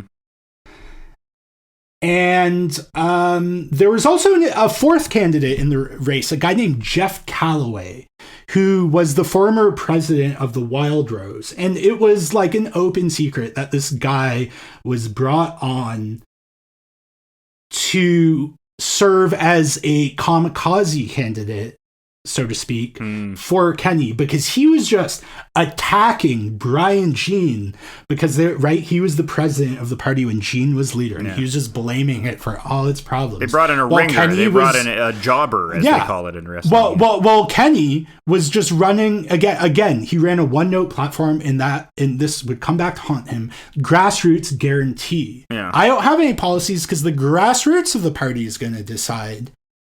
Right. Right. Yeah. And he wins the leadership race, allegedly cheating. Yeah. Because Calloway's campaign was funded by a bunch of like straw donors who may have like exceeded the cap. A lot of mysterious stuff on. So he wins the leadership. He wins the goddamn leadership. Notley's fucking up, or has just not done any. Like, what has Notley done such that nobody in Alberta likes her, or what has she not done that nobody in? Well, Alberta I think there's the farm safety legislation. People were upset about the carbon tax. Yeah. Although by then Trudeau had sort of introduced the federal like backstop to the carbon tax.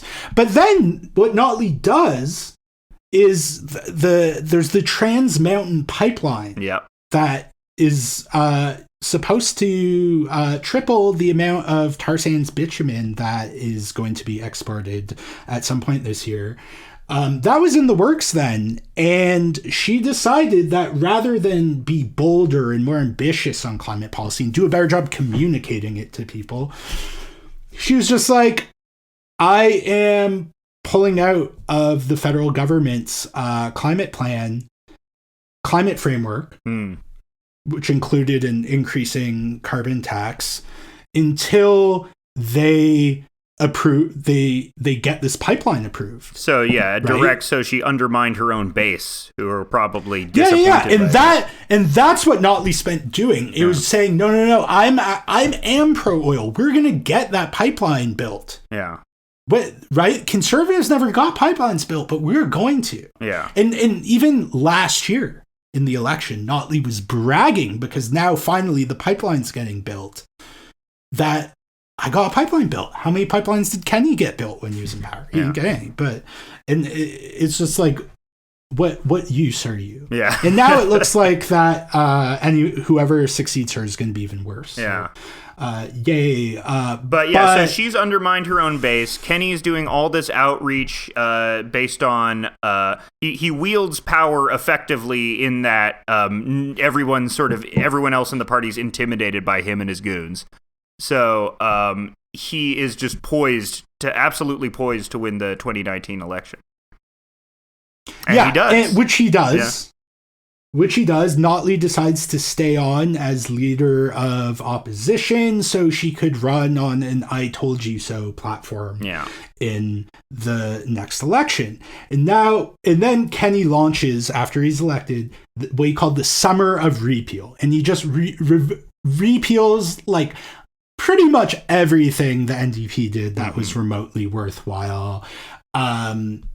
carbon tax. One thing gone, NDP did was they increased the minimum wage from $10.20 an hour to $15 an hour gradually from 2015 to 2017. And that made it the highest in the country at the time. And that was a good thing they did. Yeah.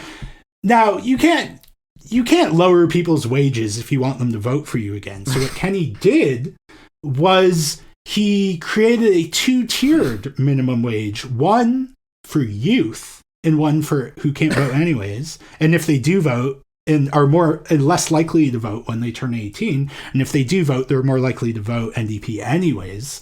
Isn't that that seems unconstitutional? That seems like general discrimination by age, but what do I know, Well, what Kenney said was, it's a hell of a lot better. So he made the minimum wage for them $13 an hour, and it stayed $15, where it's remained for the past 7 years. For everyone else. And he said $13 an hour is a hell of a lot better than $0 an hour, yes, which is the alternative. Of course. Which was a great line. And rolls back corporate taxes to make them even lower than they were when the NDP came to power. Yeah. The NDP increased it from 10 to 12%. And that was one of its early moves, and it was ambitious. It was effective like this year. We're increasing it 2%.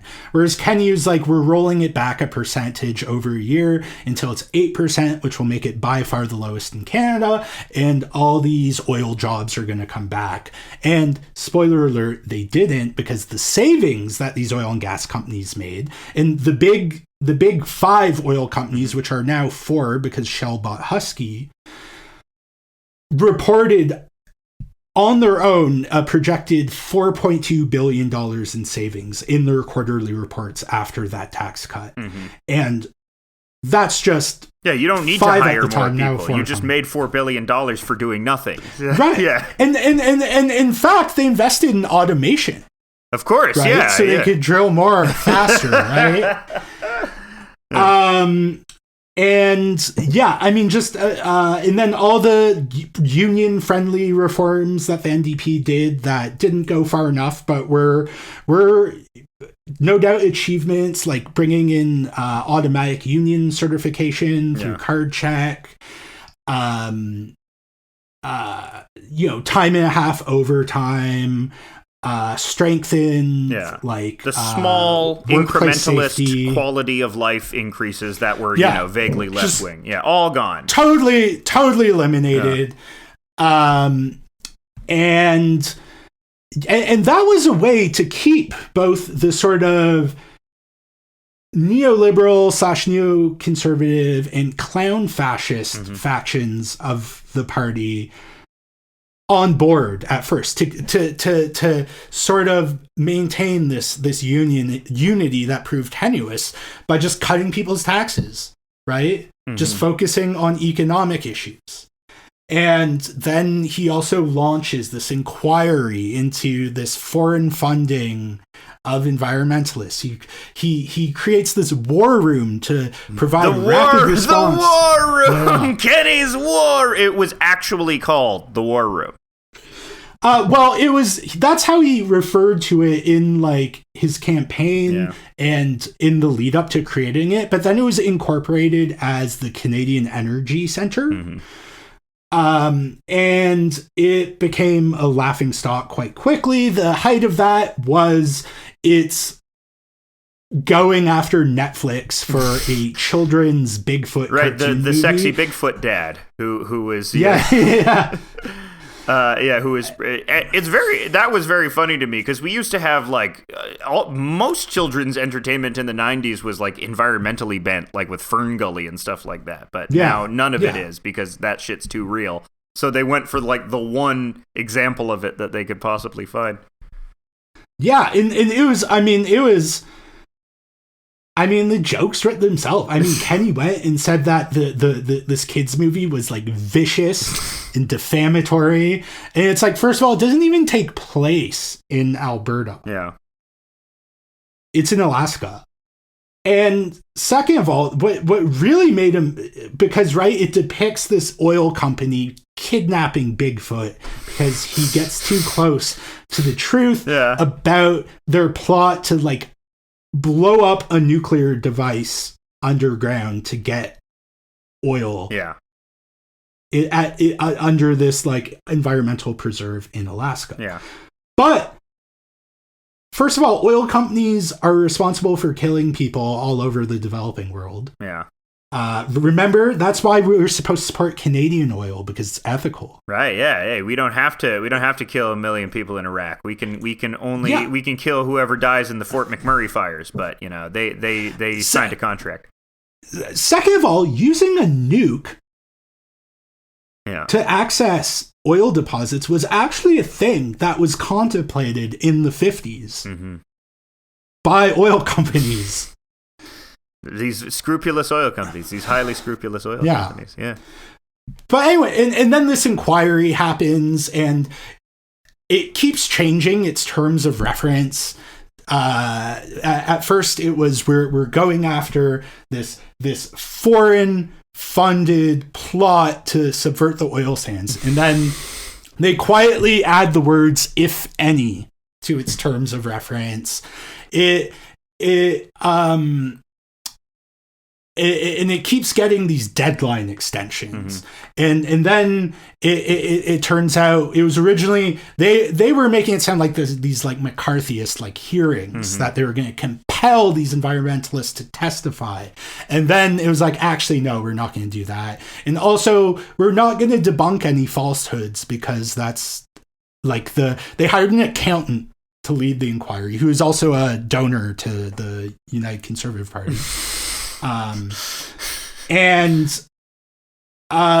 He was just like, I don't know. I don't have time to fact check every claim by an environmentalist group. And then they spent money on commissioning these bizarre, like, reports that were like really, talking about that this was this globalist conspiracy of like, George Soros funding True Anon, New World Order stuff, like True Anon as in Trudeau, True Anon, not the popular podcast True Anon, which was confusing for a bit.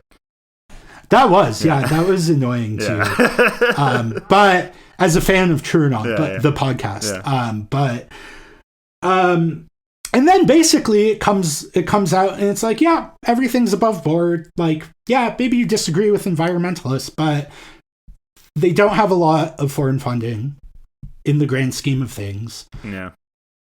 And they're people that are doing what they can about an issue they care deeply about. Yeah. I mean, but by that point, the damage had been done, right? Because the purpose wasn't to reach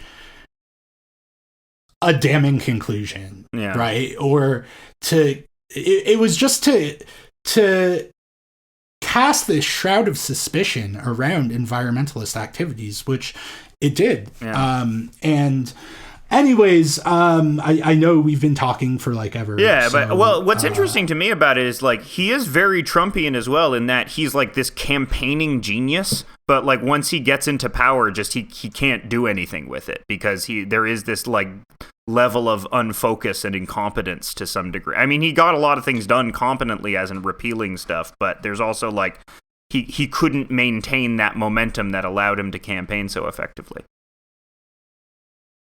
Yeah, exactly. It was a catastrophic failure for his political career, and that really came to the fore during the pandemic when the contradictions became insurmountable, because one day he would have this, televised address and say that this is the greatest crisis facing the world since the Second World War, and we need to take this seriously, to then in the legislature saying, well, I mean, it's just a flu.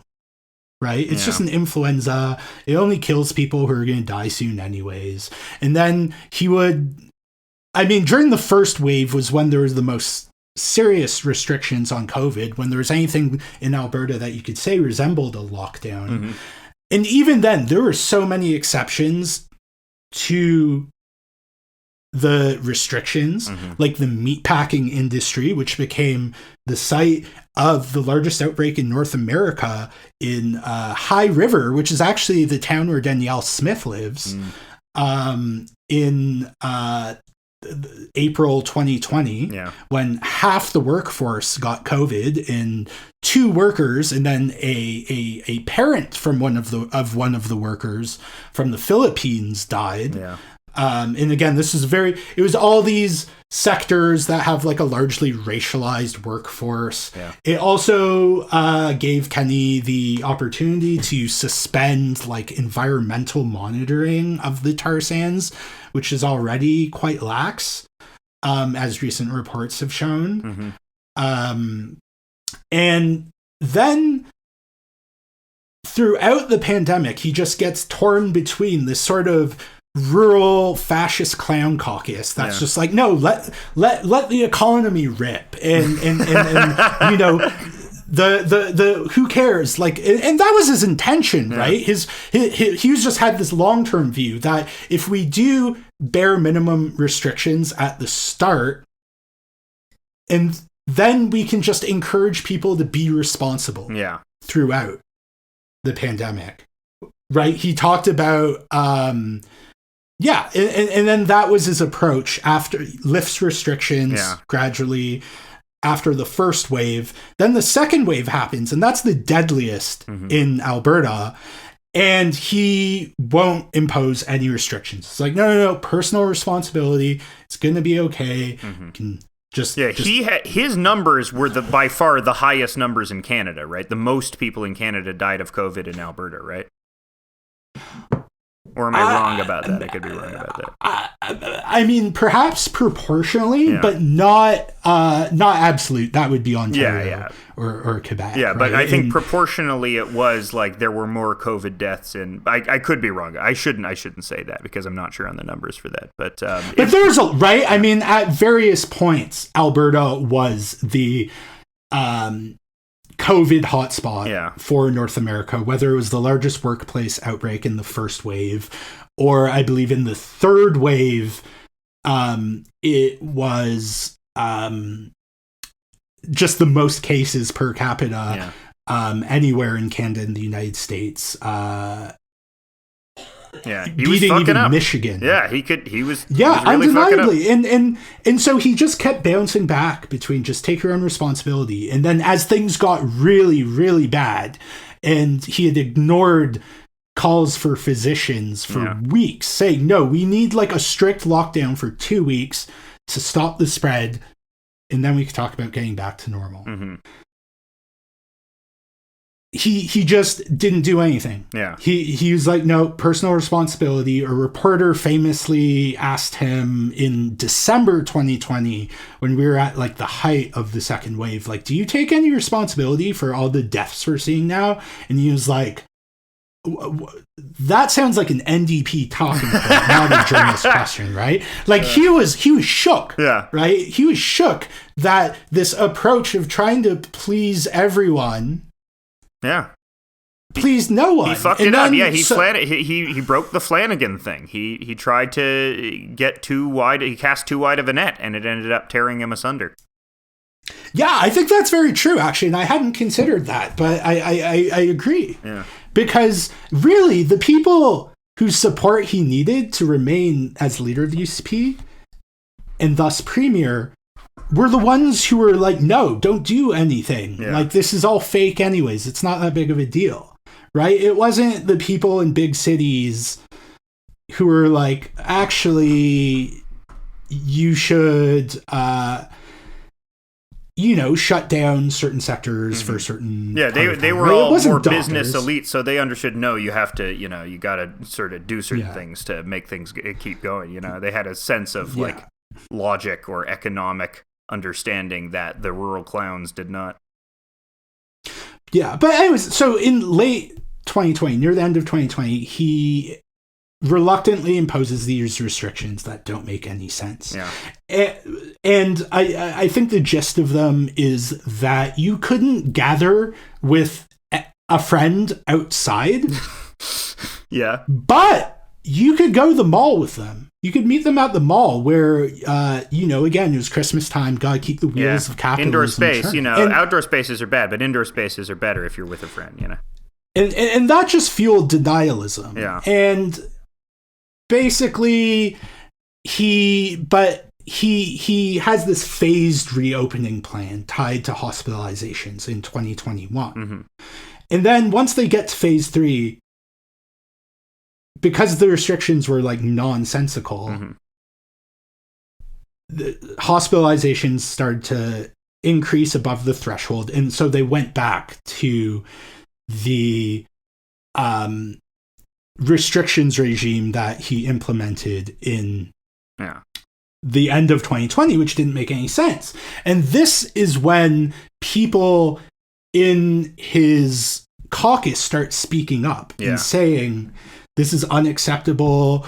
Kenney's slogan was lives and livelihoods. That was his thing, right? Putting the economy and people's lives on equal footing. Yeah. But in reality, his policies privileged the livelihoods part. But these people were saying, no, you need to protect our livelihoods and freedoms. Yeah.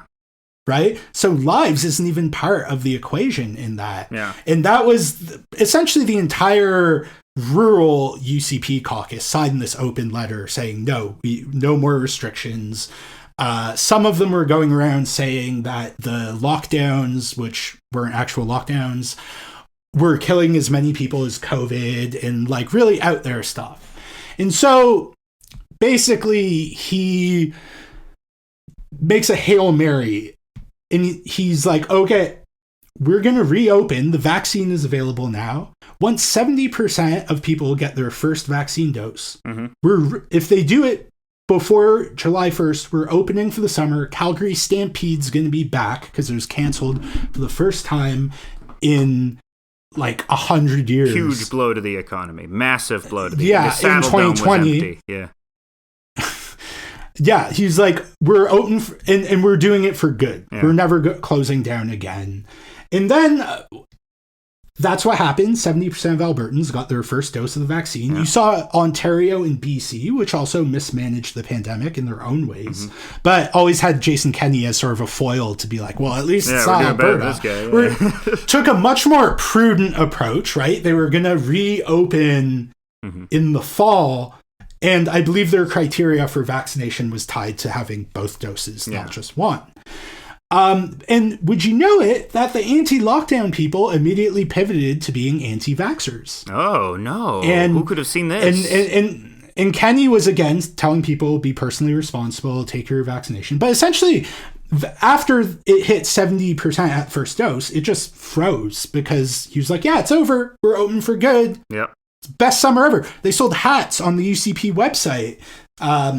Best summer ever, Alberta 2021. And then closer to the fall, when ICU admissions were skyrocketing to unforeseen heights, they still were selling that hat on their website. Best summer and Kenney ever. Just fucked off. He fucked off. He went on vacation and nobody knew where.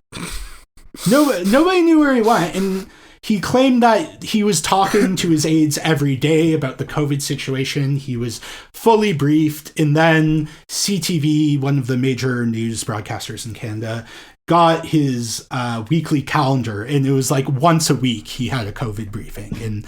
And still, I couldn't figure it out. No one knows where he went for those 3 weeks. Comes back. And again, ICU admissions were over capacity. There were like 235 all ICU people in his base too. All people in the rural. They were mostly people in the rural. Obviously that's a joke. I don't know how many people, but it seems like a lot of the more anti-vaxxer-ish people, the ones who would be more susceptible to the disease, were Kenney voters than were right. I would say that's the case. And that was the case everywhere, right? Yeah. The people being most adversely affected by these anti-vaccine policies were people who were not vaccinated. Yeah. But then he's like, okay, fine. And he introduces a vaccine passport, but it isn't called that. And he had assured anti-vaxxers who were protesting him at Calgary Stampede, because he was encouraging people to get vaccinated, that don't worry, we're not forcing anyone to get vaccinated. You have nothing to worry about. And then he implements this vaccine passport. But he did it in a convoluted way where he introduced new restrictions. And then it was like, but if you require proof of vaccination to enter, you don't have to abide by these restrictions. Yeah. Right? So just nonsense, just complete and utter hypocritical, like, is one rule contradicts, how like his Catholicism in many ways, that it's all about one rule contradict. And we've been talking for a really long time about this. And, at the end of it, I mean, it's a really good and interesting history, but basically, this isn't even the end of it, too. Like, after the COVID thing, he still fucks up a little more to the point where we end up getting Danielle Smith in currently. Right, because at least... So then the Freedom Convoy happens. The Freedom Convoy! Of course, if people don't don't remember the Freedom Convoy, it was the anti-vaxxer truckers that were... protesting in Ottawa and really fucking shit up, actually. And at the same time, within the party, people are mobilizing against Kenney's leadership. They want a leadership review because it's like, this guy is infringing upon our freedoms. He's right. He came to power on the promise of the grassroots guarantee. Yeah, and now he's ignoring that. Because all of he's vaxxing again, and all of his little grassroots guys who are dying from the disease, they hate him. And nobody bought that Kenney was this authentic populist and wasn't like an Ottawa elite. Yeah. They were just like, okay, he's going to win us an election. He's going to cut our taxes. But then COVID put a whole other dynamic into the equation of these restrictions. And also his poll numbers were tanking because even the people who don't make up the party base but may have voted UCP were dissatisfied with him, right? Who wanted restrictions because he was introducing them way too late to do anything and so reluctantly, and he kept dithering. And he early in the pandemic he talked about how we need to take decisive leadership like in the Second World War, right? And then he just ended up floundering because of the contradictions in his ideology and the coalition he courted. So Freedom Convoy comes around, and he is on the one hand, he's saying, oh, these people, he takes a veiled jab at like Polyev for supporting. It's hard to be a populist when you are an elite. Everything about your career, and like you said before, he's an authoritarian. And your ideology is fundamentally elitist. It's all about respect for institutions and the hierarchies that are embedded in them, like the monarchy or the Vatican. And so he's not a huge fan of the Freedom Convoy. Especially not the blockade that happens at the border between Alberta and Montana, where people were stockpiling weapons, and a bunch of people were arrested for allegedly conspiring to kill a cop.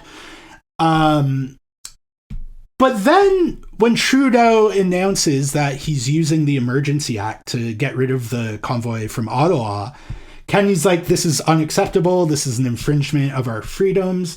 And right, because people were mobilizing against him within the party at that point. So this is like a way to pick up easy points, is just support the Freedom Convoy. And Danielle Smith was like, if he steps down, I'm going to run for the leadership, and I'm going to be everything he said he was, but actually. Right? And Smith can do that because she doesn't have this like deeply embedded veneration of like traditional institutions. Yeah, she's Wild Rose, baby. She's rugged individualism. She's Cowboy. She's Cowboy Curtis. Well, no, Cowboy Curtis was a good figure. This lady is not like Cowboy. Cowboy Curtis is a noble presence. She is not Cowboy Curtis. And throughout the pandemic, Smith had a job as a radio host on this mainstream radio station, and then she quit to make a statement about cancel culture and started her own newsletter where she talked about, crypto. Yeah, she's perfect for Trumpism. She's absolutely made for clown fascism. She was able to. Whereas Kenney is this guy who's just this in-between figure.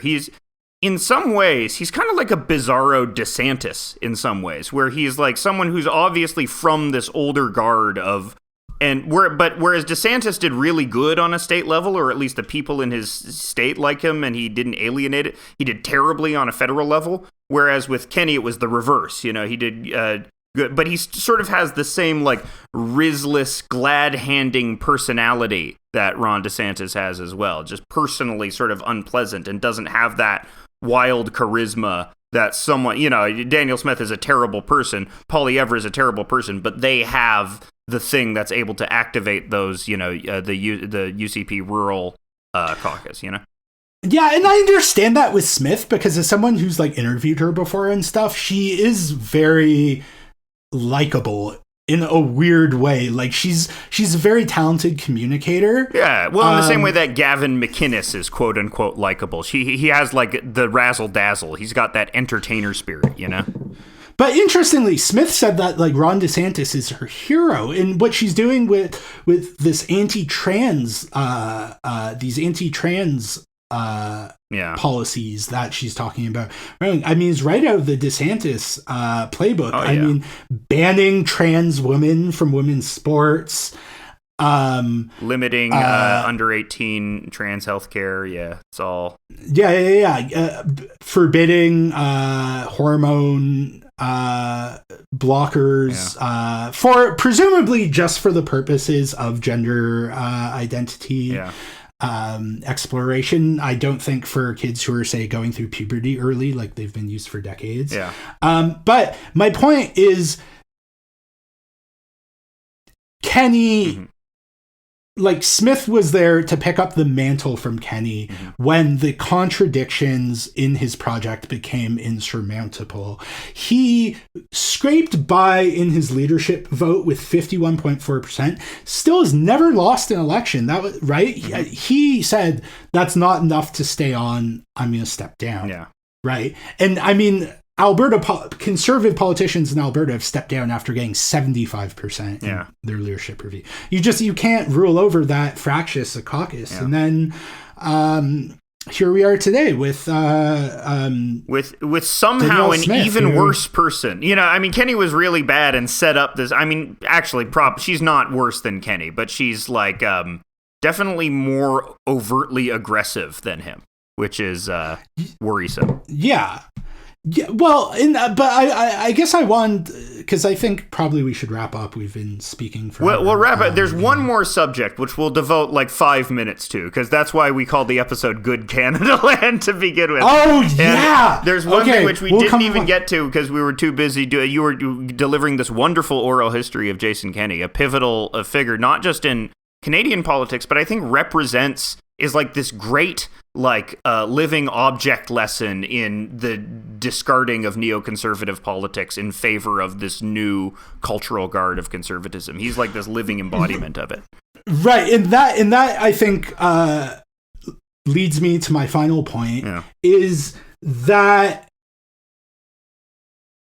Kenney in all his media appearances since has been like, I'm a conservative, bit of a populist, but this conservatism you see with Donald Trump, and he never names Danielle Smith, but clearly is referencing her to some extent. That's not me. This is populism with a snarl. This seeks to tear down institutions. And for all the differences between Jason Kenney and Danielle Smith, in practice, they serve the same project. And if there's a book beyond my own that I would recommend to listeners who've made it this far and want to read further about sort of this purpose of conservative ideology, is Corey Robbins' The Reactionary Mind, Conservatism from Edmund Burke to Sarah Palin, where he articulates how the conservative project is simply one of strengthening the existing pecking order, right? And in response to progress, in movements from progress, conservatives are constantly updating their positions and their strategies to hold on to as much of the old order as they can. So in that respect, Donald Trump is not much of an aberration from George W. Bush. Oh, no. Who wasn't that much of an aberration from his dad or Ronald Reagan. Yeah. Right? But it's just how they do it. Like, what method do they go about? Yeah, it's just using different strategies and intellectual frameworks to justify what is at its core the end goal of conservatism. Yeah. And so in that respect, I think Danielle Smith is carrying on right from where Jason Kenney left off. And Kenney can cry all he wants about how this isn't his conservative party, even though he certainly still votes for it.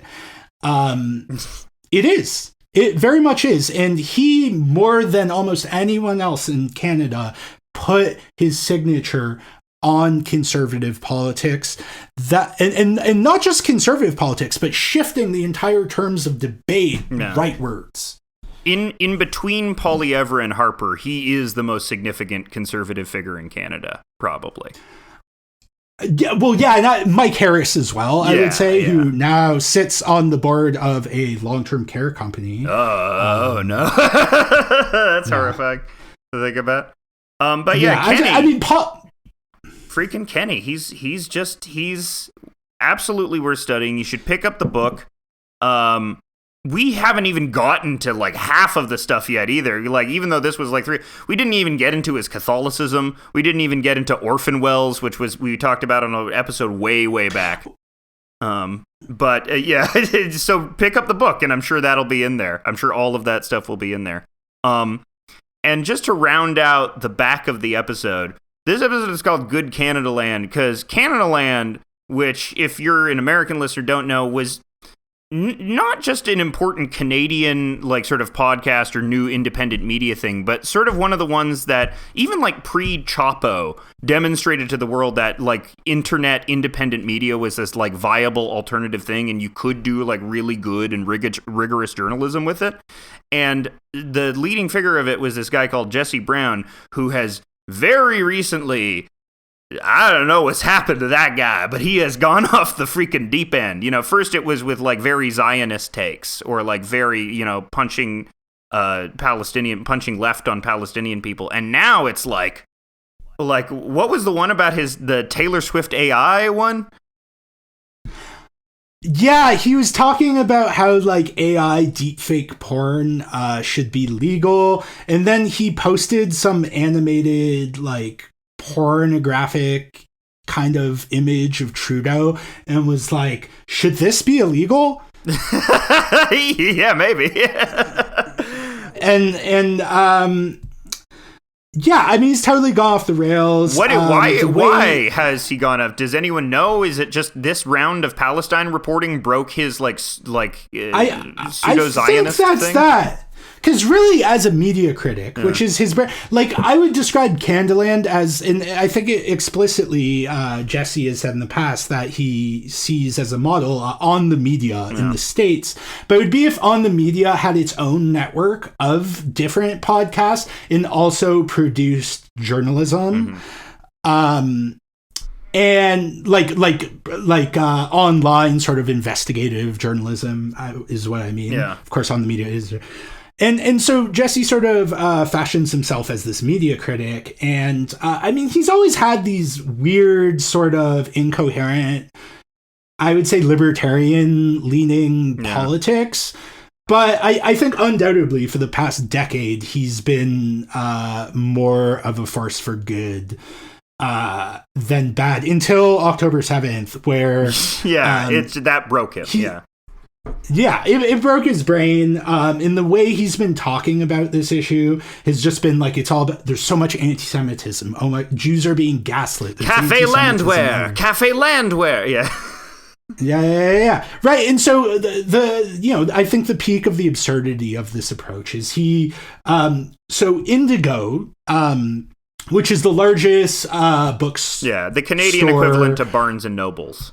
Yeah, it's like an oligopoly in Canada of like mainstream bookstores, whose founder and CEO is a woman named Heather Reisman, who set up a foundation to provide scholarships for young Jews who live outside of Israel to serve in the IDF. Mm-hmm. Now, I think it's pretty understandable why that might become a target for boycott among pro-Palestine activists as the situation in Gaza becomes more and more desperate and clearly genocidal. Mm-hmm.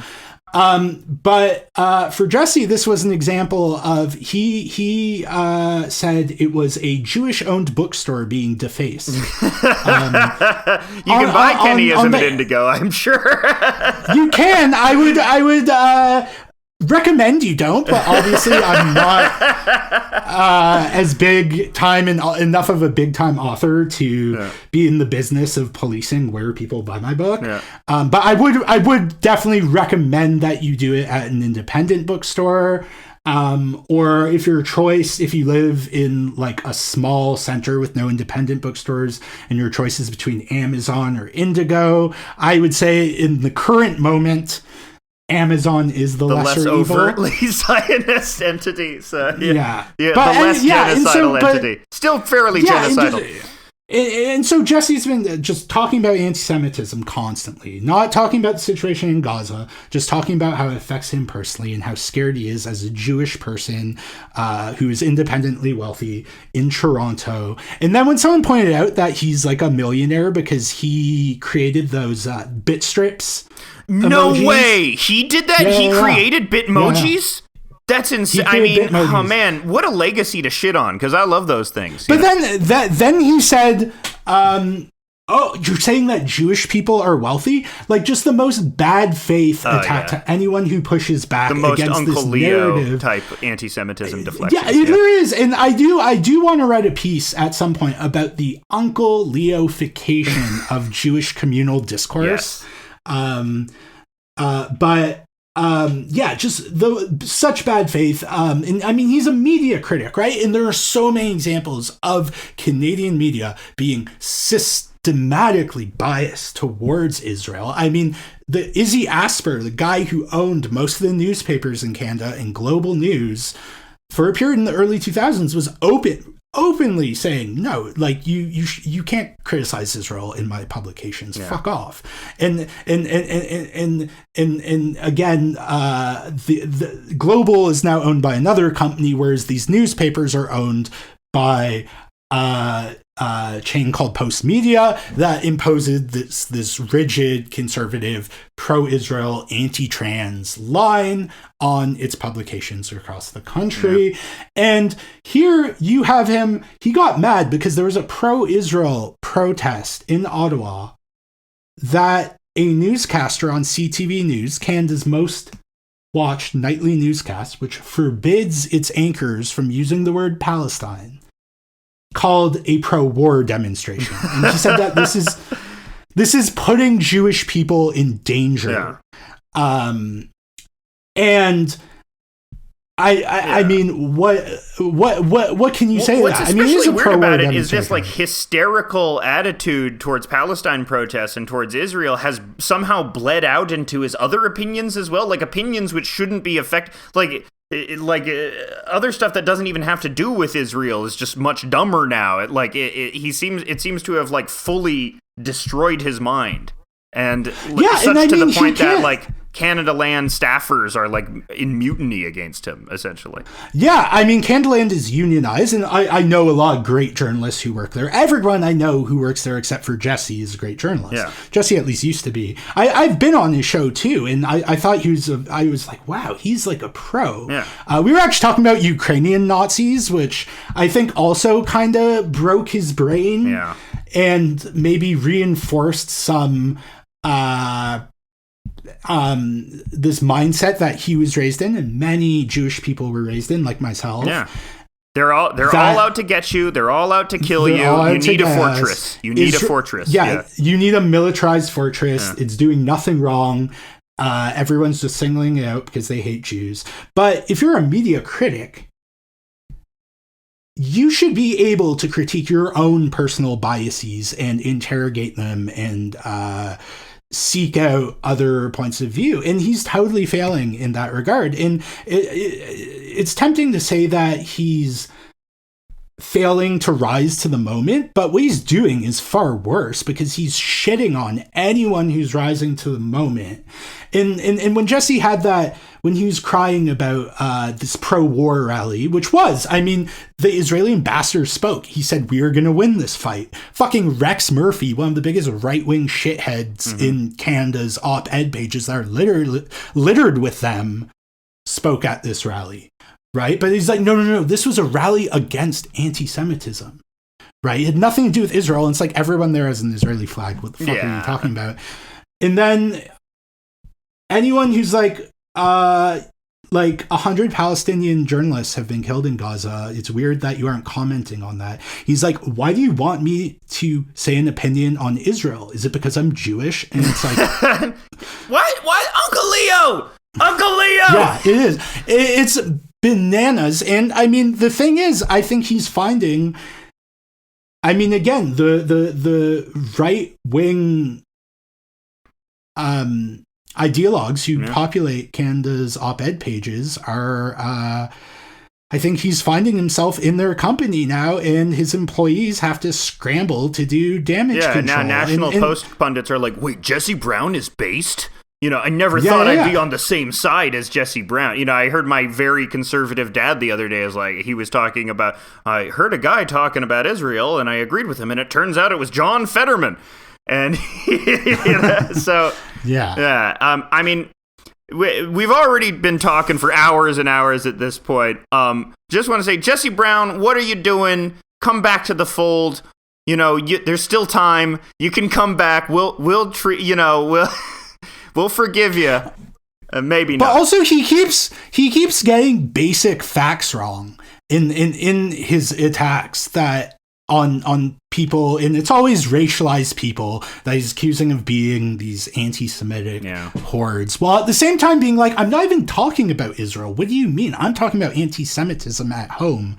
And it's like, but you're talking about anti-Semitism at home solely in relation to protests against Israel's policies, that you haven't said anything in opposition to, and it's not because you're Jewish that people are expecting you to. It's because you don't shut the fuck up about how anti-Semitic. You think that supporters of Palestine are, and I mean, what fueled the Union from issuing a letter distancing themselves from him was this ridiculous hit piece he did on one of the only op-ed columnists in Canada who actually criticizes Israel, Shri Paradkar, who is fantastic, and I do encourage you to read her work at the Toronto Star, that essentially claimed that she was fired. She had an internal role as an ombudsman for against like discrimination, where racialized people at the Star had concerns that they were uncomfortable from taking to management. She would serve as an in-between. And so Jesse did this piece saying that she was fired from that role because, according to two people he spoke to who work at the Star, one of whom was probably his cousin, who's a columnist at the Star, said she was making Jewish people unsafe with her tweets critical of Israel and questioning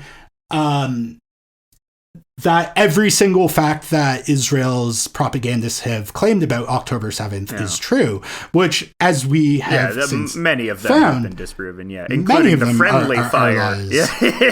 Yeah. So much friendly fire. Yeah. He said she was fired, and then she comes out and the union comes out and they're like, no, she has the same job. It was just moved from a management role to a union role. And then the story makes these bizarre logical leaps, complaining that, the October 7th snuff film that the Israeli embassy was hosting, that his sources were upset that they weren't allowed to go because they didn't want to duplicate assignments, because they sent one of their shithead columnists, Rosie DiMano, to cover it and just cover it uncritically. Stenographer for authority. Yeah. And he's upset. And so there are two things there: that it's anti-Semitic for the Toronto Star to not want to send reporters to that screening when they could be covering a million other things, and they're already covering it. And that also somehow Shri Paradkar is to blame for that.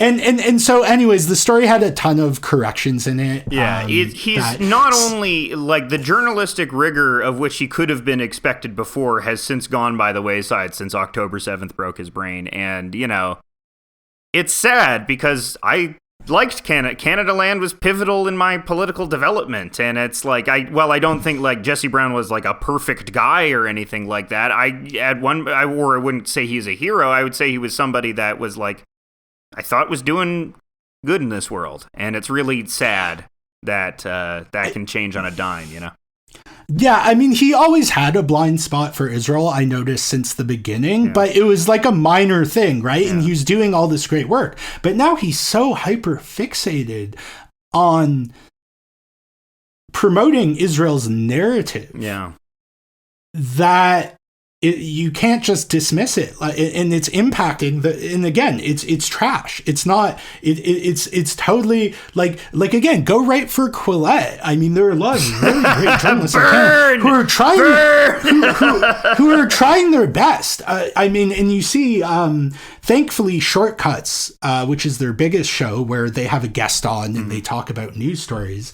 And most recently, he went on this bizarre tirade where the guest didn't say anything about the BC Minister of Advanced Education, who was sacked from cabinet after repeatedly saying anti-Palestinian comments, and probably also leaning on post-secondary institutions to take down statements from faculties that were sympathetic to the Palestinians, and fire a professor who said that the October 7th attack was brilliant, which, I mean, not something I would have said, but it's, academic freedom is academic freedom.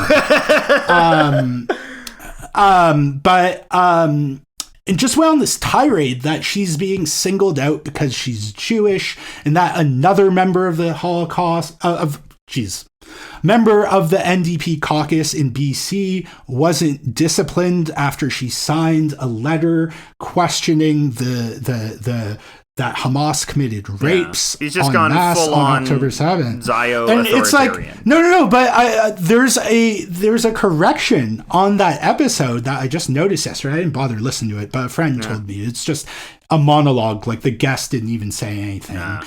And first of all, the person he said was a member of the BC NDP caucus was actually a city councillor in Victoria. She did sign a letter saying that claims of mass rapes by Hamas were unverified in October. And she was criticized by the Minister of Municipal Affairs in the BC government, but no, the Premier didn't say anything about it. And it's just like, man, you're fucking slipping. You're slipping. Like, go to therapy. Take time off. Men will literally publish journalistic errors instead of going to therapy. But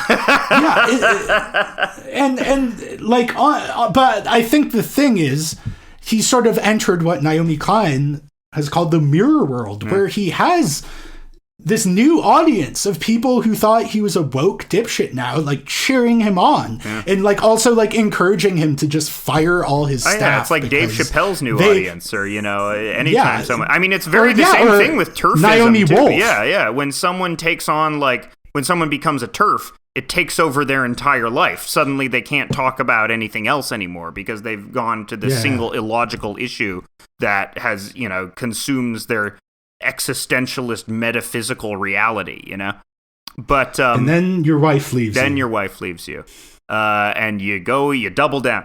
And so Jeremy, thank you for talking at length. You are the good Canadian. We've talked about two terrible Canadian Jays, and you are the good Canadian Jay, the good Canadian Jay of Jeremy Appel. Thank you. Well, also there's Justin Trudeau, which is another bad Jay. We might get onto him. John K. Dog Shampoo Man. But there is a good Canadian John K., the lead singer of Steppenwolf, and it always made me mad that John K. overtook the John K. of Steppenwolf. And then the much worse John K., that is John Crick-Falusi, the creator of Ren and Stimpy. Who was also a Canadian John K., who is somehow much worse than the columnist John K. for reasons that we don't need to get into.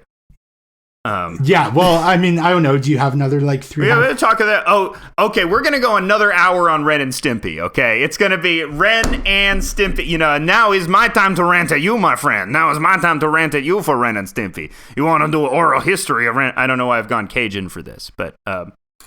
I like that. Well, because Ren and Stimpy. Well, he's Peter Lorre.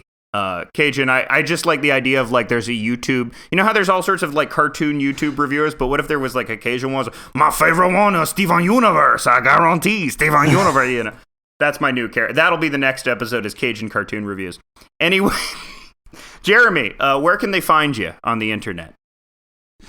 I am on X at Jeremy Appel 1025. I'm also on Bluesky, and you can read my journalism at readtheorchard.org, which is my newsletter. And you can buy the book wherever you buy your books, but preferably not at Indigo if you're listening in Canada. Thank you, and I hope I made Alberta provincial politics somewhat interesting for an audience outside of Alberta. You did. You absolutely did. And you will be the greatest Canadian Jay of them all. Thank you for coming on. Have a good night, everybody. Take care.